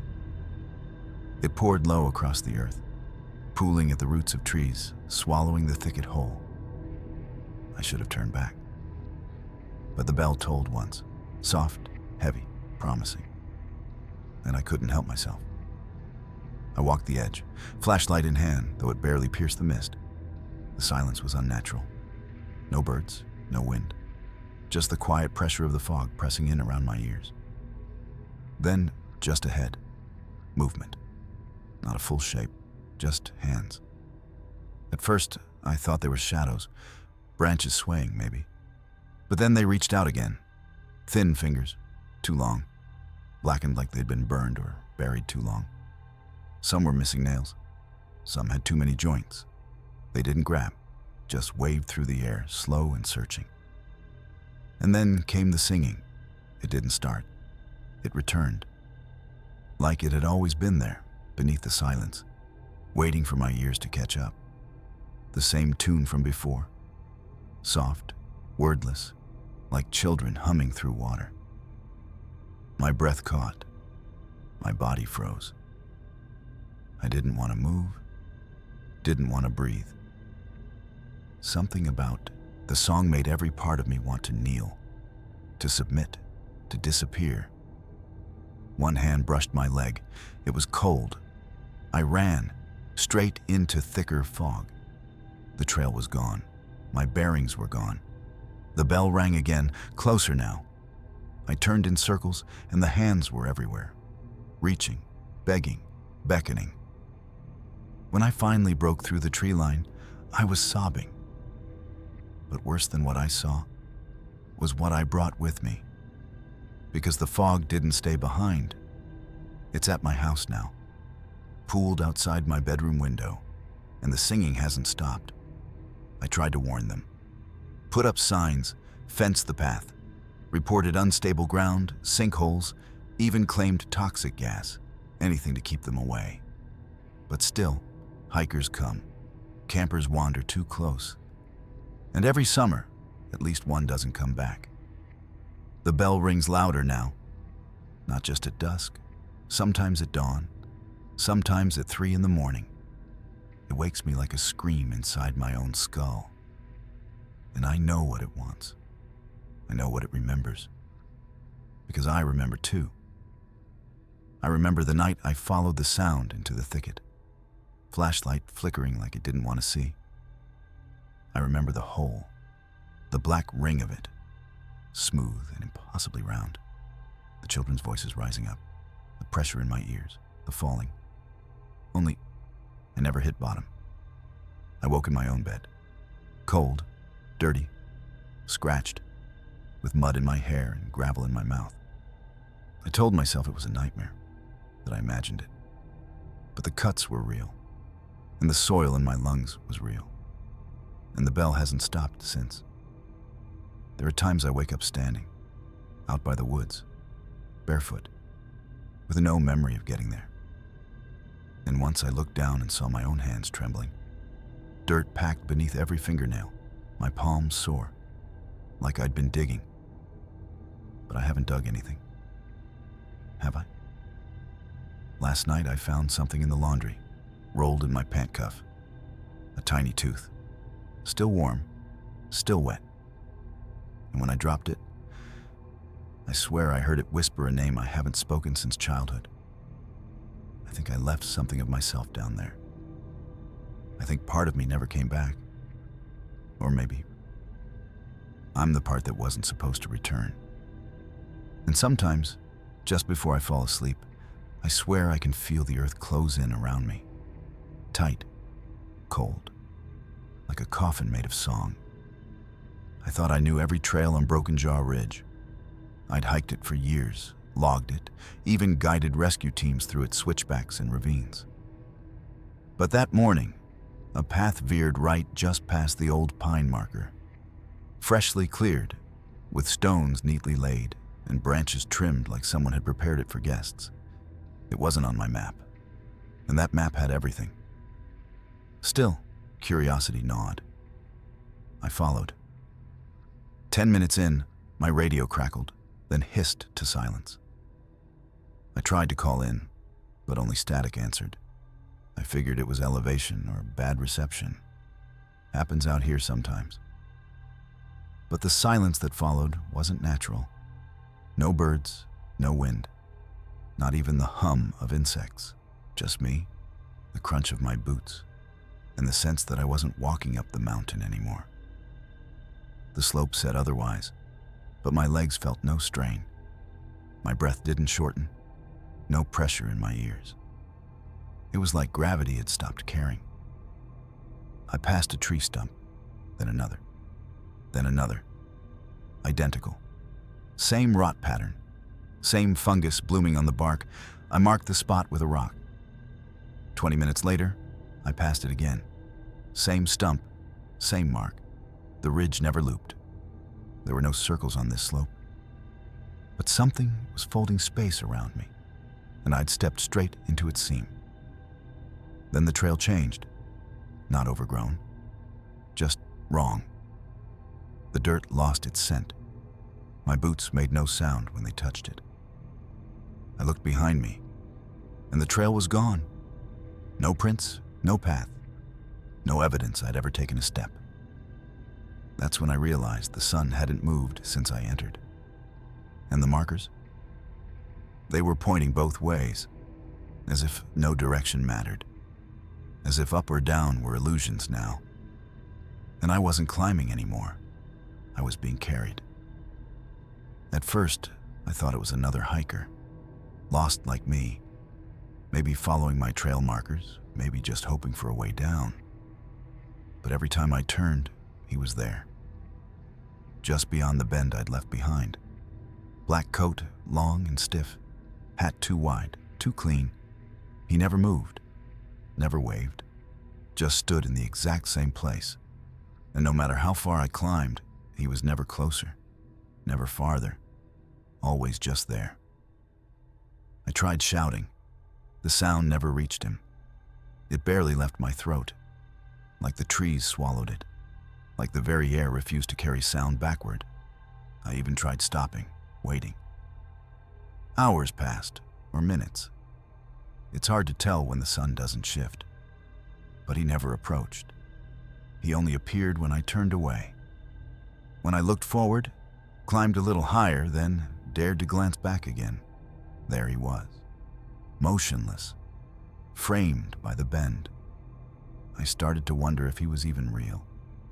So I snapped a photo over my shoulder. The screen showed trees, fog, the empty bend.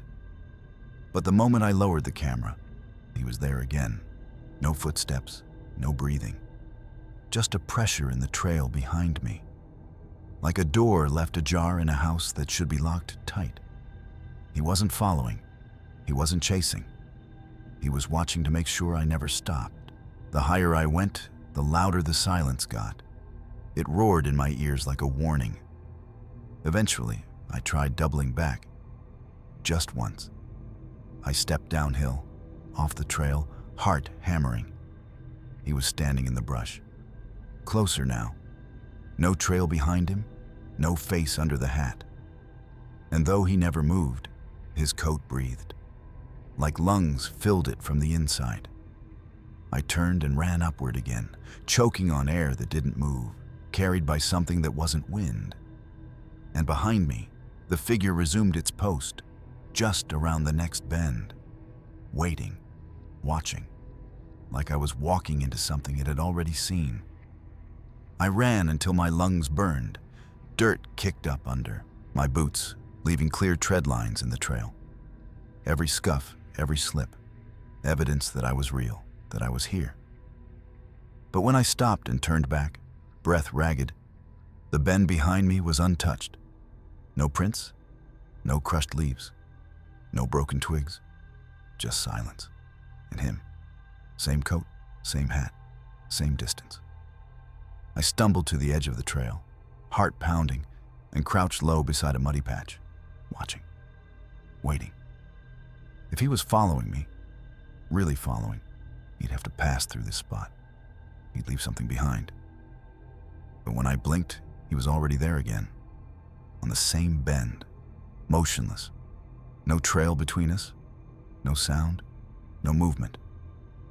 I approached the mud patch after, just to check. Nothing. Untouched. Smooth. It didn't make sense. The ground was soft. My own steps sank half an inch. But his? It was like the world refused to acknowledge he had weight. I pushed on. And the higher I climbed, the more I saw them. Not just the one anymore. Others. Scattered across the ridgeline. Motionless. Unmoving. Not walking. Waiting. Each exactly one bend behind. One trail over, or one ridgeline across, staring. I saw one on a rock ledge where no path could lead. Another high in the trees, coat hanging like skin off a nailed-up scarecrow. No face, no tracks, just watching. I tried taking photos again. Each frame, empty, no figures, no coats, just fog, dirt, trees, and me. I'm not sure when I stopped trying to run. The ground felt thinner beneath me, the air too still, like the trail only existed so long as I walked it. And behind me, the watchers gathered. Not closer, not farther, just more. The air got thinner. That's how I knew I'd climbed high. My legs ached, my breath came shallow. But when I crested what should have been the summit, it opened into the same thing again.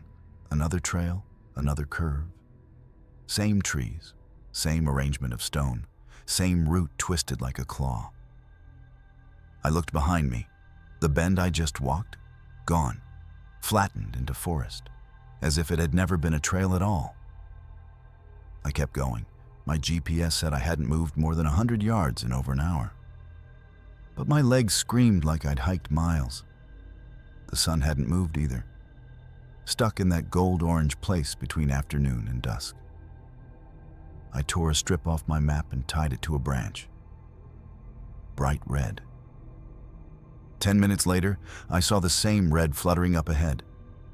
I stopped, backtracked, read again, this time from a different branch, then again and again, each marker tied by my hand, different knots, different spots, but always ahead of me, always waiting.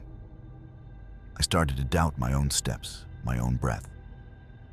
And then I saw it. The ridge wasn't a ridge. The trees weren't growing out of dirt. Their roots tangled around old beams, crossbars, metal supports, not natural, buried. I reached down, dug with my hands.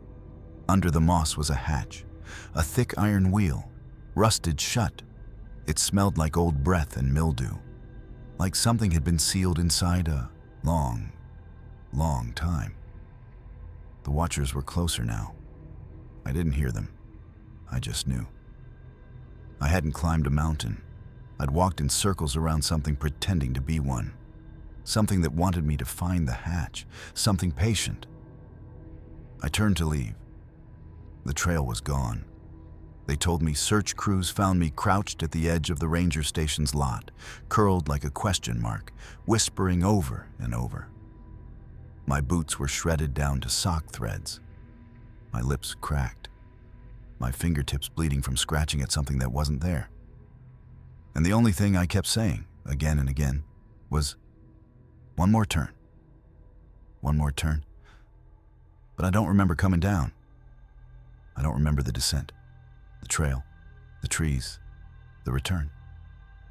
In my memory, I'm still up there, still circling that impossible ridge, always one bend away from the truth. The wind never moved. The sky never changed. The figure behind me never blinked. And the hatch waited beneath the roots, breathing slowly, dreaming. The doctors said I had exposure, sunstroke, maybe even temporary psychosis from isolation. They let me go after 3 nights. But I think that was a mistake, because I don't sleep anymore. Not really. I close my eyes, and I'm back in that forest. Back on that trail that loops and loops and loops until I feel my bones grinding in my knees. Worse, I see him. Not just in dreams. Last night, through the fogged kitchen window, I saw the black coat at the edge of the tree line behind my house. The wide-brimmed hat. No face, just shape. Watching. He's waiting. Every night, he's a little closer. Every morning, I wake with pine needles in my sheets, mud on the carpet, my boots by the door, wet with morning dew. One more turn, I whisper to myself when I forget where I am.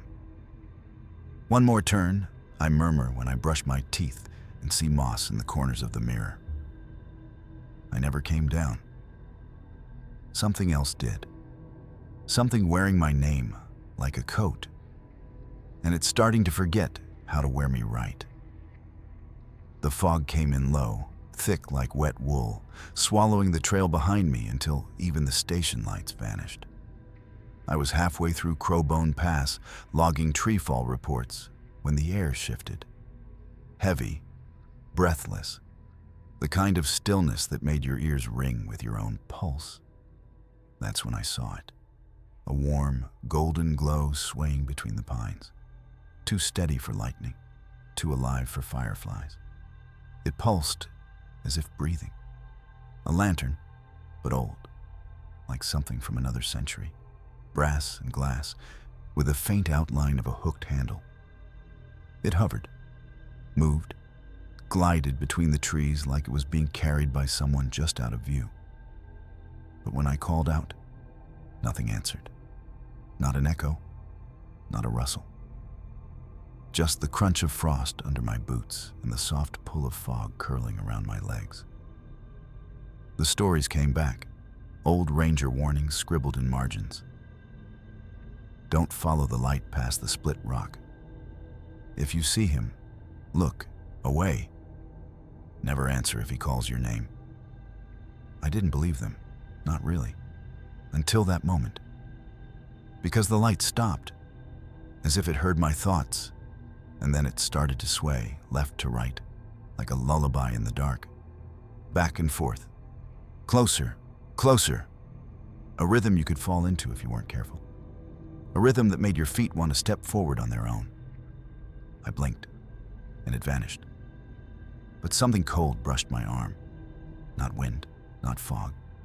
Fingers. I turned fast, heart stammering against bone. No one was there. But far ahead, deeper into the dark, the lantern had reappeared. Smaller now, waiting. And in the silence, I swear I heard my own voice whisper from the trees. Come this way. I told myself it was just a branch, maybe a bird. The woods settle in strange ways after dusk, especially up here where the trees never quite stop creaking. But deep down, I knew better. The knock wasn't random. It had rhythm. The first came slow, a dull thud against the back wall of the ranger cabin, where the woods pressed in tight. The second came fast, like knuckles on wet wood. Just 2 knocks. No more. No less. Like someone waiting for an answer. I didn't open the door. I didn't move. Just sat on my bunk with the rifle across my lap, and the breath caught sharp in my throat. Crowbone was silent. Dead silent. Not even the usual shifting of raccoons or wind-dragging branches. Just the faint hiss of fog crawling through the cracks in the window frame, and the memory of that lantern light, still swinging behind my eyes. I waited. The knocks didn't come again that night. But when I stepped out at dawn, there were footprints by the cabin wall. Not boots, bare feet, wide. Splayed like something that walked wrong, with too many toes. And they didn't sink into the frost, they lay on top of it, undisturbed, like the thing had been floating. I checked the tree line. Nothing. But when I circled back to the cabin, there was something etched into the wood where the knock had landed. A symbol, rough, scratched with something jagged. A circle, split down the middle like an eye half blinked. And next to it, below the frost line, a smear of something dark. Not blood, not sap. Something older, thicker. The knocks didn't come the next night. But neither did sleep, because I realized something as I lay in the dark, heart pounding in my ears. He knocked on the back wall, the wall with no porch, no steps, no ground, just air, and the drop. I followed the drag marks before the wind could erase them. They cut a straight path into the dense fog just beyond the tree line, avoiding every branch, every root. The lantern light had swayed through those woods like it was floating. But now I knew better. It was being pulled, not walked, dragged. The snow showed everything. No footprints, just 2 long furrows, like elbows or shoulders grinding the weight of something through powder. Every few feet, a strange indentation, too narrow for a foot, too sharp for a hand, like bone, like claws that didn't know they didn't belong here. And then, a glove. It sat half buried in a patch of red snow, still steaming, still warm. I didn't touch it. Couldn't. My breath fogged the air in front of me, but I felt colder than the snow around me. Something had been here minutes before, watching, waiting, and it had left only a glove behind. That glove had the crowbone emblem stitched into the wrist. That meant it was a ranger's. But no rangers had gone missing recently, not officially, not on paper. But then I remembered the voice on the radio last week. Static blurred, panic in the pauses. I see it, lights moving, it's smiling. We all thought it was a prank, but no one ever owned up to it. And the voice, never heard again. I turned back toward the cabin, but the fog had swallowed it whole. There was nothing but white and trees, and the trail behind me slowly filling with snow. The drag marks were disappearing. The glove was gone. I don't remember blinking. But when I looked down, my own boots were gone. My feet were bare, and I was standing in the same drag path I'd been following, like I had walked out of myself, like something else was still wearing me. I shouldn't have followed it again. But the knock came twice more that night. Slow, then fast. Same as before. Like an invitation I wasn't brave enough to refuse. Or maybe it was never asking. Maybe it was always commanding. So I followed. Again. The lantern bobbed ahead, just out of reach. No wind, no footsteps, no sound but the faint crackle of its flame. Deeper and deeper it went, past the tree line I thought I knew, into pines that leaned too far in, as if eavesdropping on my mistake. Then it stopped, right at the edge of a clearing I'd never seen on any map. The lantern man, if he was a man, placed the light at the center and vanished. I blinked, and he was gone. No rustling, no goodbye, just the lantern. I stepped forward, grabbed it with shaking hands. The glow was wrong up close, too thick, too slow, like syrup instead of firelight. I tried to put it out. Didn't work. I slammed it against a rock. Still glowing. I threw it, still glowing. And that's when I looked up. Really looked. The trees were gone. The clearing was gone. The snow was gone. Only trees remained now. But not my trees. These were pitch black, slick with something wet, all bent the same way. No wind, no sky. Just those endless black trunks in rows. Too tall, too straight, too close. Like I was inside a mouth, or worse. I spun around to retrace my steps, but the path was gone too.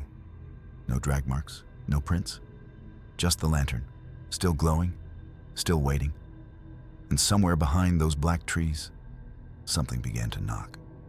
Once slow, once fast. But this time, it wasn't at my cabin wall. It was inside my chest. The lantern is warm in my hand, but I don't feel cold anymore. The snow doesn't cling to me. The wind doesn't bite. I walk the same narrow path each night, through the trees that no longer whisper. They watch now, silent, waiting. I don't remember my name. I don't remember what I was searching for when I stepped into the dark. But the lantern remembers. It always finds its way back into a hand. And now, it's mine. The light isn't for me. I don't need it to see. I walk by memory, by pull. Each step knows where it belongs, like I've done it for centuries. Maybe I have. Maybe we all do. Maybe there's always been a lantern. I knock now. Once slow, once fast. I don't know why. But they always hear. Cabins shudder, radios hiss, the wind stops. And sometimes someone follows. Not every night, not every week. But eventually they always follow. And when they do, I wait. I leave the lantern where they can find it. I step back into the trees. I vanish just like he did. But no one ever breaks the light. Not really. It always keeps glowing. It always knows the way back. And one day, maybe soon, one of them will take the lantern and not return. Not scream. Not run. Just walk. Like I did. And when that happens, I'll finally stop walking. I'll stop knocking.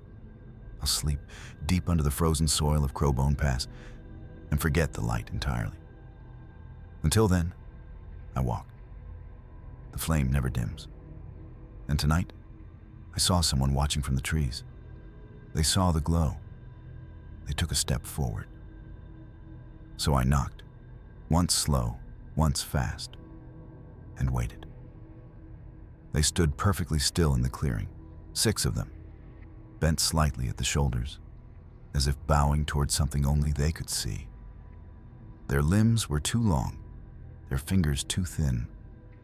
The burlap faces stretched taut, mouths sewn open in frozen delight, black button eyes catching the moonlight like wet stones. I counted them twice, one for each ranger on our team. The last one wore my badge. At first, I thought it was a prank, some sick joke. until I leaned closer and saw the stitching wasn't thread. It was hair, dark, coarse, and still damp. And the smell wasn't from the swamp. It was from whatever was stuffed inside the chest cavity. Not straw. Something wetter. Something wrong. I reached for the radio, but the static screamed so loud it dropped me to my knees. It didn't stop until I let go. When I looked back, one of the figures had tilted its head. Just slightly. But enough. I backed away, trying to stay rational. Trying to remind myself that fear warps the senses, that these were just dummies, decorations, or warnings. But no one knew this clearing, not even me, and I'd hiked Fog Back for over 10 years. This patch of earth didn't belong on any trail, any map. The trees around it were twisted like they'd been blown inward, as if something had sucked the wind and sound toward this spot and never let it go. I took a picture. The screen blinked white, then black, then back on, with 7 statues. 7, and the new one had its head tilted too, toward me. That night, I dreamed of stitches crawling under my skin, threading their way up to my mouth. And in the dream, I was smiling. I told myself it was the wind, maybe animals, maybe vandals. But nothing explains what the trail cam saw. First night, they faced north. Still. Stiff. Limbs drooping just like before. But by dawn, the footage showed them slowly, deliberately rotating, not walking, just turned, frame by frame, never caught in motion, like a bad stop-motion reel. Until all 7 faced the camera, all 7 staring. Second night, they were closer. Not by much, just a few inches. Enough that I almost missed it. But the tape didn't lie. They had moved when the lens blinked from night mode to day. And their stitched mouths, those grins, they looked pulled wider, tighter, like the burlap couldn't take it anymore. By the third night, I didn't need the footage, because they were outside my window, not at the clearing, not on the ridge. But here, outside my ranger cabin, past the tree line, all 7, standing shoulder to shoulder, no longer hunched or sagging, upright, alert, staring. I blinked. One was gone. I shut the blinds, locked the doors, pushed furniture in front of every window. My hands shook so bad I dropped my radio 3 times trying to call it in. No response. Not static. Just silence. Like the air itself had gone dead. Around 2 in the morning, something tapped the glass. Soft.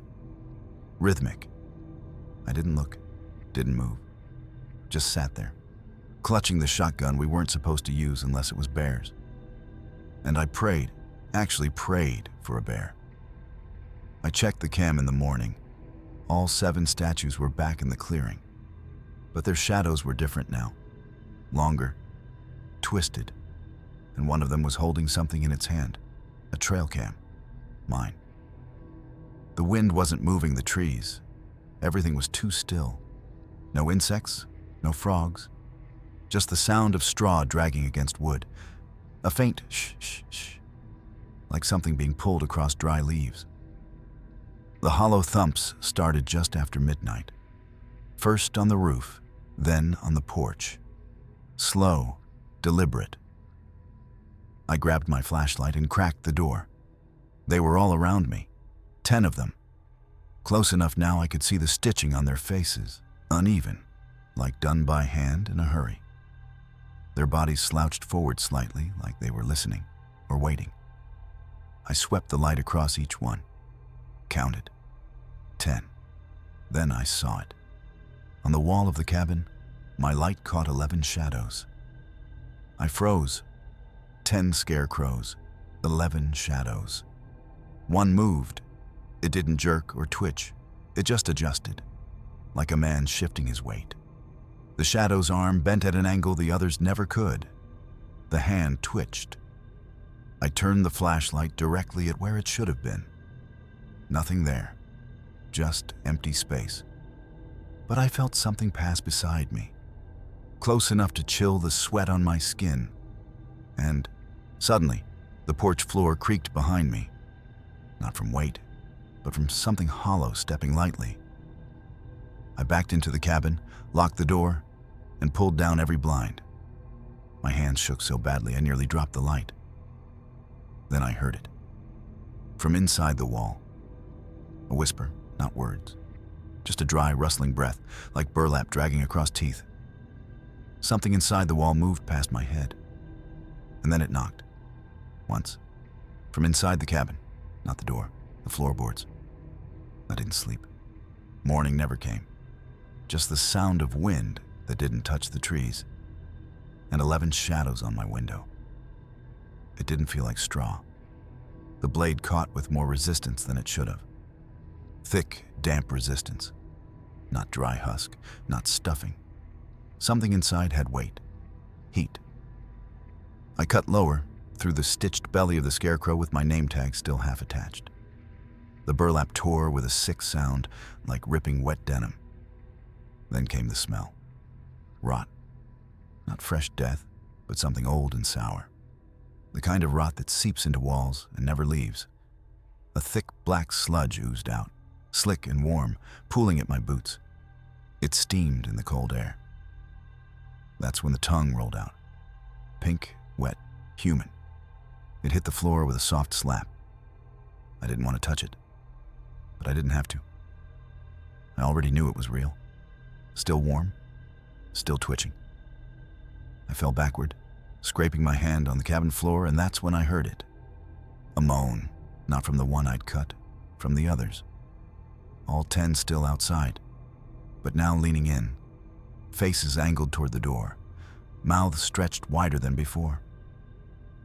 The sound they made was not a voice, not breath. It was wind, but wind that had learned how to shape vowels, like a throat learning speech again for the first time in centuries.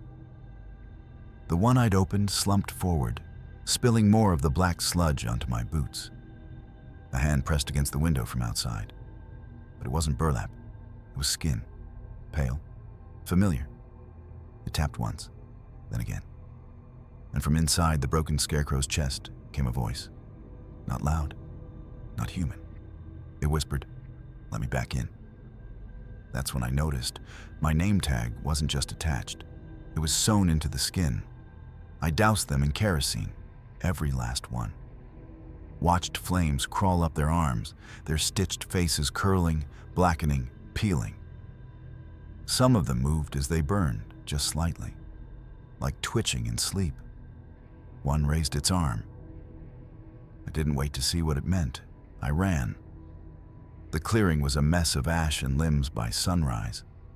Nothing left but char and smoke and the thick, sweet stink of melted twine. I went back to the cabin, locked every door, pushed furniture up against the windows, sat by the fire with my Ranger radio and waited for a voice.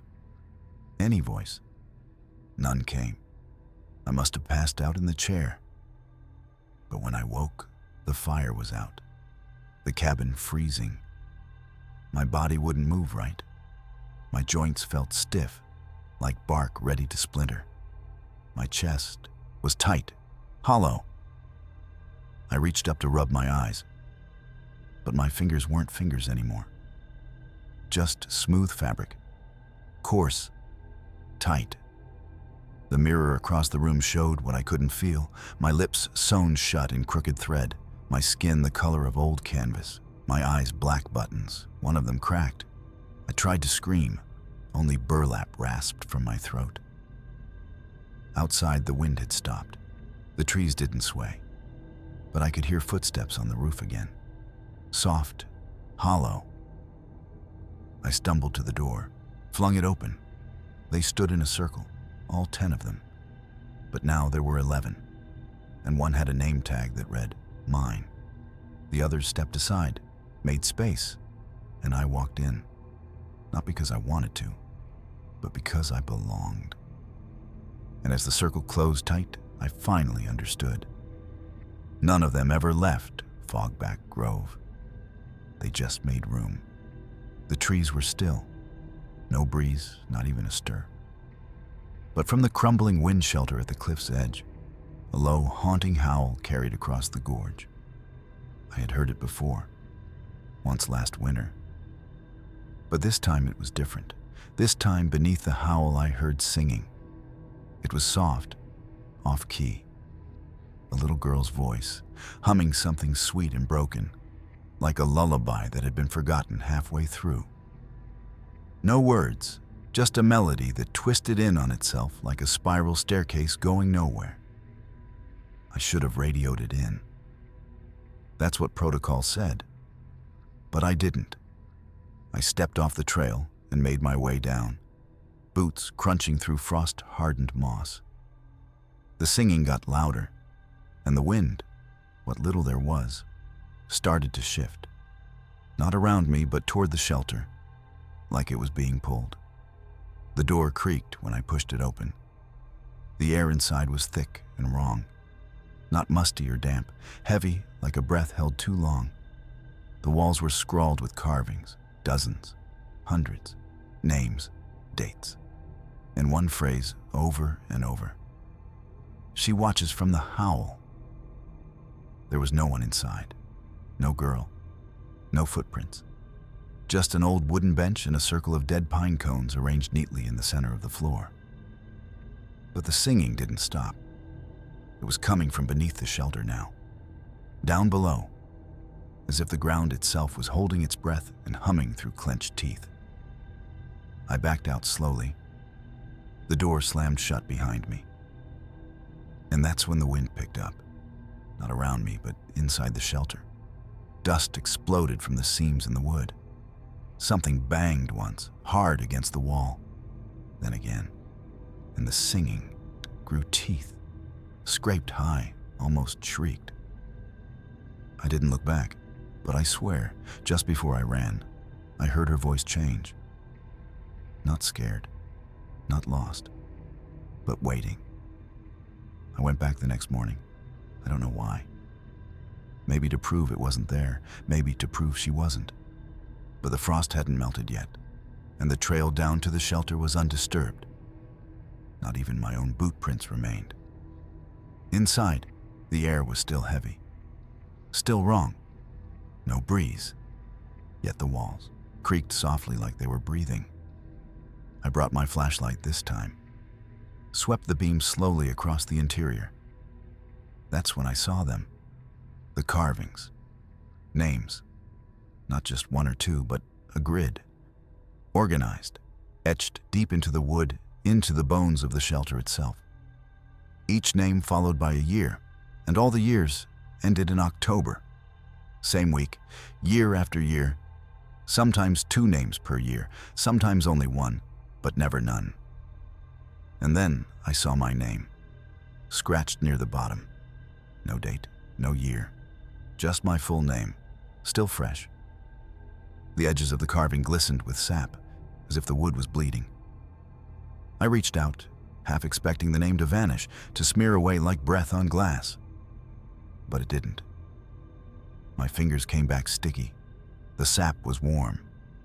Behind me, the door creaked just a little. I spun. No one. But the wind had returned, just a whisper, curling in from under the floorboards, carrying with it a voice. Not singing this time, whispering, counting. 1, 2, 3. I turned my light back to the wall. The name below mine hadn't been there before. Another name, my sister's. And the date? Tomorrow. The whispering stopped, and then, so close I felt it in my teeth. A voice behind my ear, not a breath, not a whisper. She's almost here. The fire barely caught.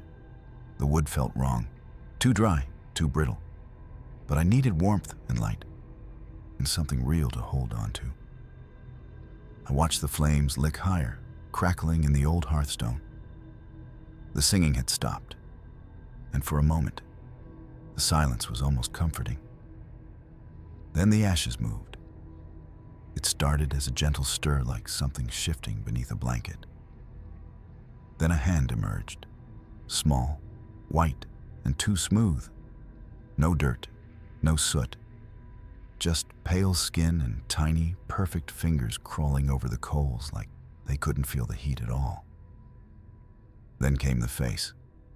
It pushed through the cinders with no sound, just the soft scrape of something sliding down brick. Her skin was too pale, her mouth closed too tight, and her eyes stitched shut with black thread. Thick, uneven knots held the lids together like someone wanted to keep her from ever seeing again. She didn't open her mouth to speak. The words came from everywhere at once. Inside the walls, under the floor, across the flames. Don't stop the fire. Ever. Then she pulled herself backward, bone by bone, like something winding itself back into a bottle. Her head vanished into the chimney. The hand was last, fingers twitching once before slipping into the smoke. No sound followed, not even the wind. I ran, or I tried. But my legs locked like they belonged to someone else. All I could do was stare into the hearth. The flames flickered once, almost died, and just for a heartbeat, something knocked from inside the chimney. Twice. Once slow, once fast. I barely slept. Every time I closed my eyes, I heard the voices, screaming, gasping, like they were being pulled down through a hole with no bottom. Their names echoed through the dream, but I couldn't hold on to them. They slid away like water through shaking hands. At first light, I checked the wall. The carvings were still there, but only half of them. The rest were scorched away, blackened wood curling at the edges like it had been branded from inside. Mine was still there. My name, wet the day before. Now dry, but still fresh. Still sharp. The wind shelter was silent. No singing, no whispers. Just a low hum from the chimney, like something breathing down through the stones. I turned to the hearth and froze. Blood. Thick and dark, it dripped in slow, syrupy beads from the lip of the chimney. Not soot, not water. Blood. It slid down the brick, collecting in the ash pit where the fire had been. The flames were gone, snuffed out sometime in the night, and the air had turned cold. Not just cold, wrong. Still heavy, like the pressure in a sealed tomb. I didn't think. I scrambled for the matches. My fingers shook too badly to strike the first one, then the second. By the third, I got it lit. Flames danced up the dry timber and the air changed in an instant. The pressure eased. The blood slowed. Somewhere deep inside the chimney, something hissed and pulled back. I stared into the fire until my eyes watered. The warmth felt fake, like it was just enough to fool me into letting go. I won't let go, because I know now every name that vanishes is someone taken, pulled through the chimney, burned into the air. And if the fire goes out again, mine will vanish too. I haven't left the wind shelter in 4 days. The fire never dies. I keep it alive with anything I can find. Old floorboards, broken furniture, even pieces of my own pack. I barely eat. I don't sleep more than a few minutes at a time. But I don't let the fire go out. She watches me now. From the flame. The girl with the stitched eyelids. Her face flickers behind the coals, just beyond the lick of the firelight. Pale, silent, still. But her mouth moves. It shapes my name, slow and patient, over and over, like a lullaby meant for no one. At first, I thought it was my mind unraveling. But the room grows colder when I blink too long. The names on the wall flicker and shift. Sometimes I see new ones for just a second, names that weren't there before. Names I recognize from news stories, obituaries, missing persons flyers, and ranger stations. She's been doing this for a long time. I tried asking who she was once. The flame surged so fast it cracked the chimney stone. Her stitched eyes twitched, like she was dreaming something heavy and awful. And And then I understood. She never left the shelter. She was left in it. The first spark, the first scream. Someone else fed the fire for her. And now I am doing the same. Tonight, she whispered something new. No voice, just lips forming soundless words. If the fire dies, I'll open my eyes. I don't know what happens when she does, but I feel it, like a hook already in my chest, tugging toward the hearth.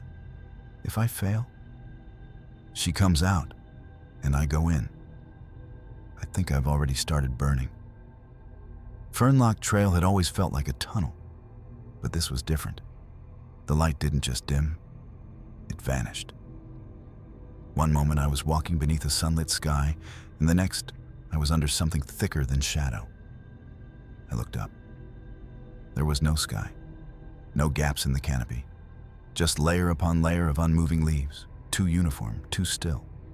Not a breeze, not a flicker of sunlight. Just green-black silence pressing down like a lid. At first I thought it was cloud cover, or maybe some dense cluster of old-growth branches.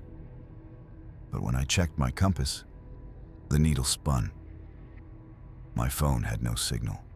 The birds had stopped chirping an hour ago, but I hadn't noticed until that moment. Everything felt wrong. I backed up a few paces, eyes on the canopy, and noticed something stranger. The leaves weren't swaying, even as my breath came out in visible clouds.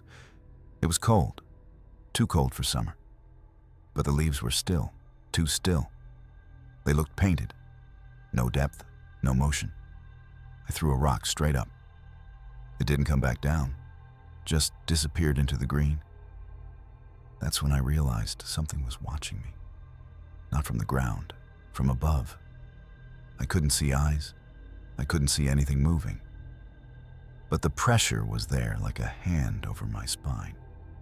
Every hair on my body lifted. I stepped back again, and the canopy followed, not moved, followed. The treetops above shifted subtly, reshaping themselves to keep me under their shadow.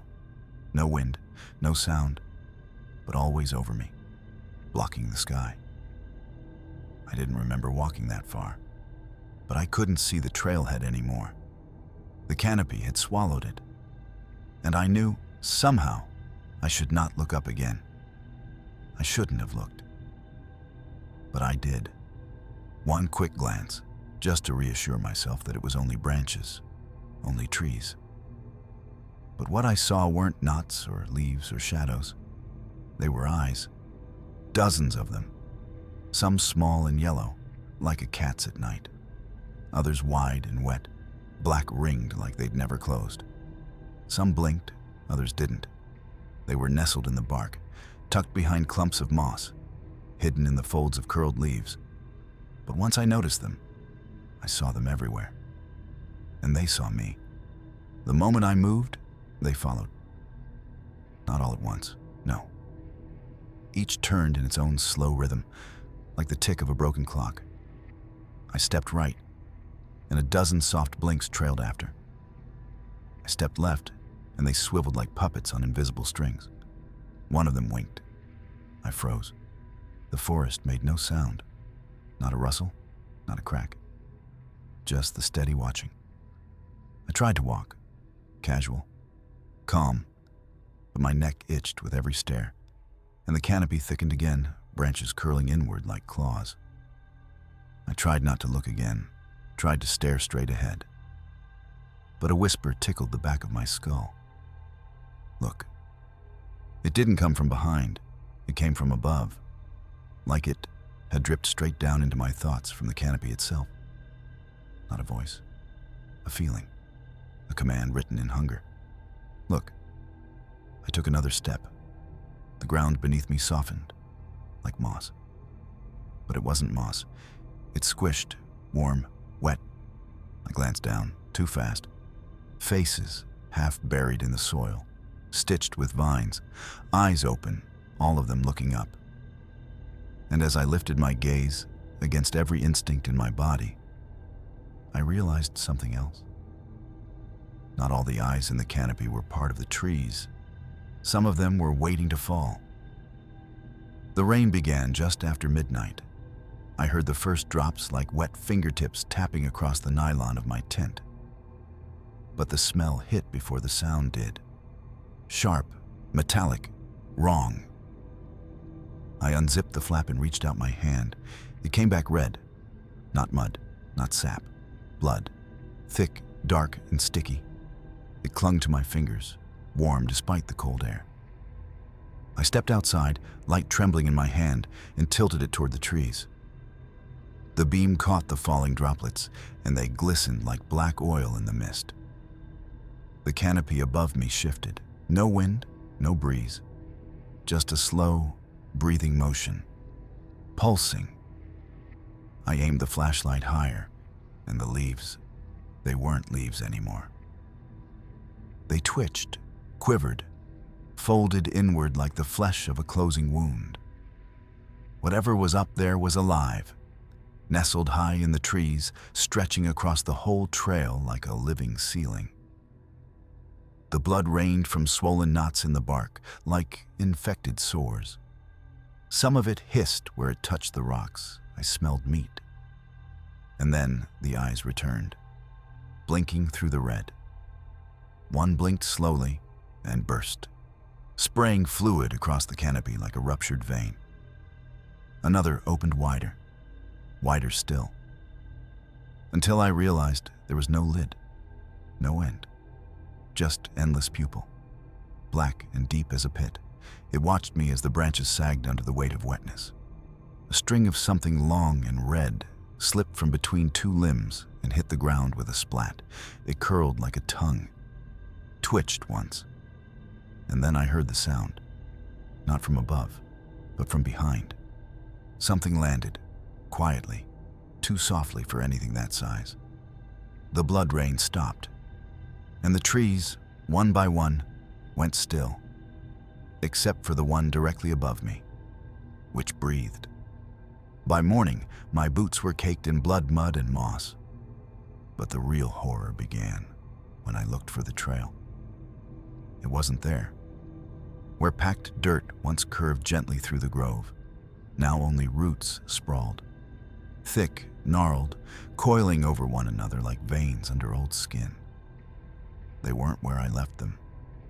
Some rose as high as my knee, others wrapped trees that hadn't been there the day before. I checked my GPS. The screen jittered. It told me I was standing exactly where I'd started 2 hours ago. I didn't believe it. Until I passed the same broken pine branch a third time. My water bottle still sat beneath it, right where I dropped it the first time. The trees had moved, not just grown, moved. And the canopy had dipped lower. I could feel it, oppressive, heavy, brushing the top of my head like the inside of a closing jaw. When I looked up, the eyes were still there. Fewer than before, but wider, slower, watching. Then the roots began to breathe. At first, I thought it was wind, but there was none. Just a slow, rising motion beneath my feet. I watched one root uncurl itself like a snake. Another slithered over my boot and tugged. Not hard, not yet. But it knew I was there. I turned and ran, trying to dodge the thickening maze. My feet struck bark, soft earth, sometimes flesh. The roots made sounds, wet cracks, strained groans, and something else, a whisper, whispers beneath the ground. I stopped, panting, drenched in blood sweat. That's when I saw them. Footprints, but not mine. Bigger, deeper, still wet, leading off the trail and into the dark, and every single one of them was pointing backward, toward me. I crawled until my elbows bled, until bark tore my palms and pine needles lodged beneath my skin. I kept the blindfold tight, knotted with shaking fingers, trusting the feel of cold roots under my hands more than the things I heard above. I don't know how long I dragged myself like that. Hours, maybe days. But when I finally felt gravel instead of soil, I screamed. The sound came out like a sob. Someone found me slumped near the ranger station. They said I was dehydrated, delirious. I didn't tell them I hadn't looked up once. I won't. Even now, weeks later, I keep the blinds drawn. My ceiling fan stays off so shadows don't move. I walk through the house with my head bowed, brushing walls like I used to brush the trunks. I unplugged the smoke alarms because they kept going off in the middle of the night, even without smoke, even without fire. My cat won't enter the hallway anymore. She sits at the edge and hisses at nothing, or maybe not nothing. Sometimes I hear the creak of wood overhead when no one's upstairs. And the ceiling, it doesn't drip, not yet. But some nights, it shifts, expands, breathes, like the canopy did. I used to love trees. Now I cross the street when I see a cluster of them. I avoid parks. I move to a place without a yard. But it doesn't matter. The last time I blinked during a shower, there were leaves stuck to the bathroom tiles. When I dream, I'm beneath it again. The eyes return, hundreds, blinking in sync with my heartbeat. I don't look up anymore, because once you see them, really see them, they never stop watching. And one day, they'll want you back. It stood between two dead pines, the cabin that shouldn't have been there. The siding was smooth, freshly sealed. No rot on the porch steps, no moss on the shingles. I circled it twice, waiting for something to feel wrong. But it didn't. That's what made it worse. Everything was too clean, too untouched. The windows were shut, but I could see through the dusty glass. Wooden floorboards, a cot, a cast, iron stove. No cobwebs, no signs of animals, no smell. Just stillness. I checked my GPS. Nothing. I pulled out the paper maps. Not even a hunter's mark. I hiked back to the station to report it. But when I returned with Miller the next morning, it was gone. I mean that literally. We reached the same bend in the trail, the same hollow between the twin pines.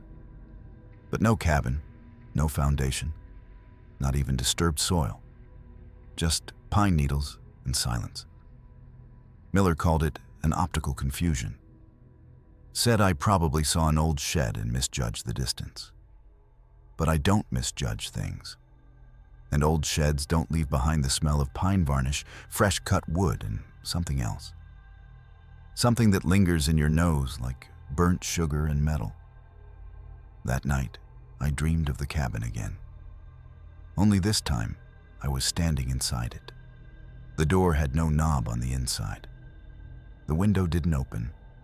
Something whispered under the floorboards. It called me by name. When I woke up, my boots were wet with mud. The same reddish soil I'd stepped in near Crooked Elk Hollow. That place is nowhere on a map.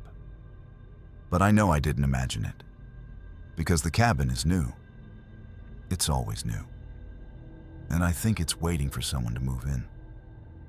The second time I found the cabin, the door was already open. It hadn't been before. I was sure of that. Last time it was shut tight. But now it hung slightly ajar, creaking faintly like it had been waiting. No footprints in the soil, no broken twigs, just that door inviting me. I stepped inside. The air was cool and dry, but the scent hit me immediately.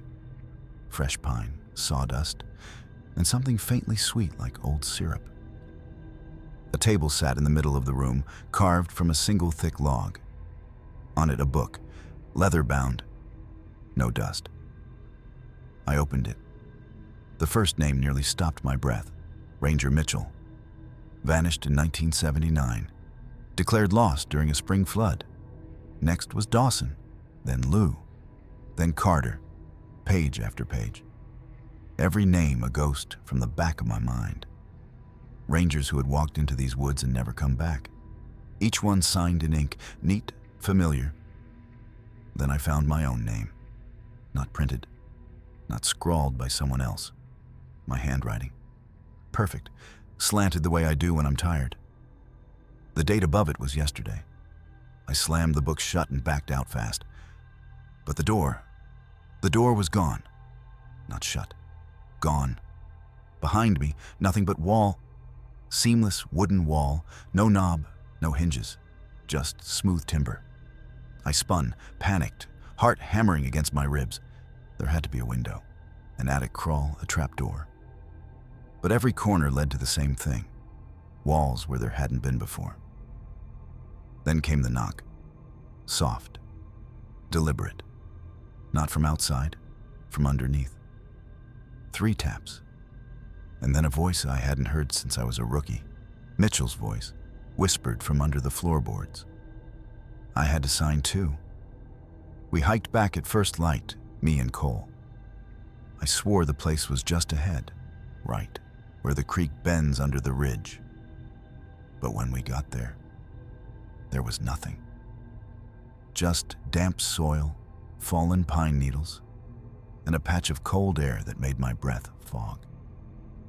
Cole didn't say much, just stood there staring at the empty clearing, head tilted like he was hearing something I wasn't. He didn't sleep that night. Next morning, he looked pale, eyes sunken, fingers stained with dirt. Said he'd dreamed of a cabin door swinging open and someone whispering behind it. Said it smelled like pine. I hadn't told him anything about the smell. By day 3, he was different. He'd wander off during patrols, come back with sap stuck in his hair and scratches down his arms like he'd been crawling under roots. I caught him one evening by the tool shed, dragging his knife across the bark of a cedar, carving something over and over. His name, 10 times, then mine. When I called his name, he didn't look at me, just whispered, "It waits. Needs a new name. Mine's not enough." I took his gear, made him rest. But that night, I heard him singing, a low tune I'd never heard before. Slow, rhythmic, like a lullaby hummed through clenched teeth. I checked the bunk, empty, followed the sound into the trees, and there it was again, the cabin, back where it wasn't the day before. Same unrotted logs, same black window staring out like an eye, the door wide open, and Cole standing in the threshold, head bowed. I shouted, ran. But he turned, smiled like he'd just remembered something sad, and said, "She's full, but she always needs another." Then he stepped inside, and the door closed. The last thing I remembered was falling asleep in my own cabin, radio crackling low, boots kicked off by the door. Then cold. A stillness so unnatural, it woke me like a slap. I was lying on a wooden cot, walls around me smooth, freshly cut, the smell of pine overwhelming. My flashlight was gone, my gear gone. Only the book sat on the table, and my name was in it. Fresh ink, perfect handwriting. I don't remember signing it. At first, I thought it was a prank. I opened the door. Nothing but black, like the world had been erased outside the cabin walls. No moon, no stars, no wind. Just an empty, smothering dark. Then the footsteps began. Slow even, deliberate. Circling the cabin once, then again. Then again. Never stopping, never getting closer, but never leaving. I couldn't tell how many feet. Sometimes it sounded like one person, sometimes more, sometimes less, like something dragging instead of walking. I pressed my back to the far wall, covered the book with my jacket. But the footsteps didn't care. They just kept going. I tried yelling, no echo. Tried the window, wood behind the glass, nailed shut from the outside. Time stopped meaning anything. I slept in bursts, waking to the same sound, the same circling, the smell of pine never fading, the footsteps never speeding, never pausing, just pacing, like they were waiting for me to do something, On the 2nd or 10th night, I cracked, screamed at them to stop. They did, just for a heartbeat. Then a voice, right up against the door. "You're not ready to leave yet." And the steps began again. Slower this time, closer. I ran until my lungs collapsed and the trees blurred into one endless wall of green. I didn't stop until dawn broke, gray and cold, and I could see my breath again. When I finally turned back, expecting to see smoke curling through the trees, there was nothing. No fire, no ruins, no scent of char. The clearing was empty, no cabin, no footprints. Just dirt and moss like nothing had ever disturbed it. But I know what I did. I remember the heat, the smoke filling my throat, the flames licking the ceiling as I smashed the lantern and threw the book into the fire. I remember the walls groaning, like something inside them was trying to scream. And I remember what the voice whispered just before I ran. "You'll come back. They always do." Weeks passed. I returned to my post, tried to act normal. But the nightmares started again. Dreams of walking endlessly through fog until the cabin appears, whole and new. Dreams of signing that book again, over and over in blood. Then yesterday, I found a note pinned to my bunk. "You left the door open. Today I checked the old Crooked Elk Trail again, just to be sure. It was back. Not in the same place, not on the map. But there it stood. Fresh pine. No rust. Door shut this time. Waiting. I didn't go in. I won't go in. But I don't think that matters anymore. Because tonight, I dreamed of someone else opening it. A girl, her eyes gone, her fingers burned. She smiled and whispered my name through blackened teeth. The cabin doesn't care who finds it, only that someone always does. And if no one does, it finds you.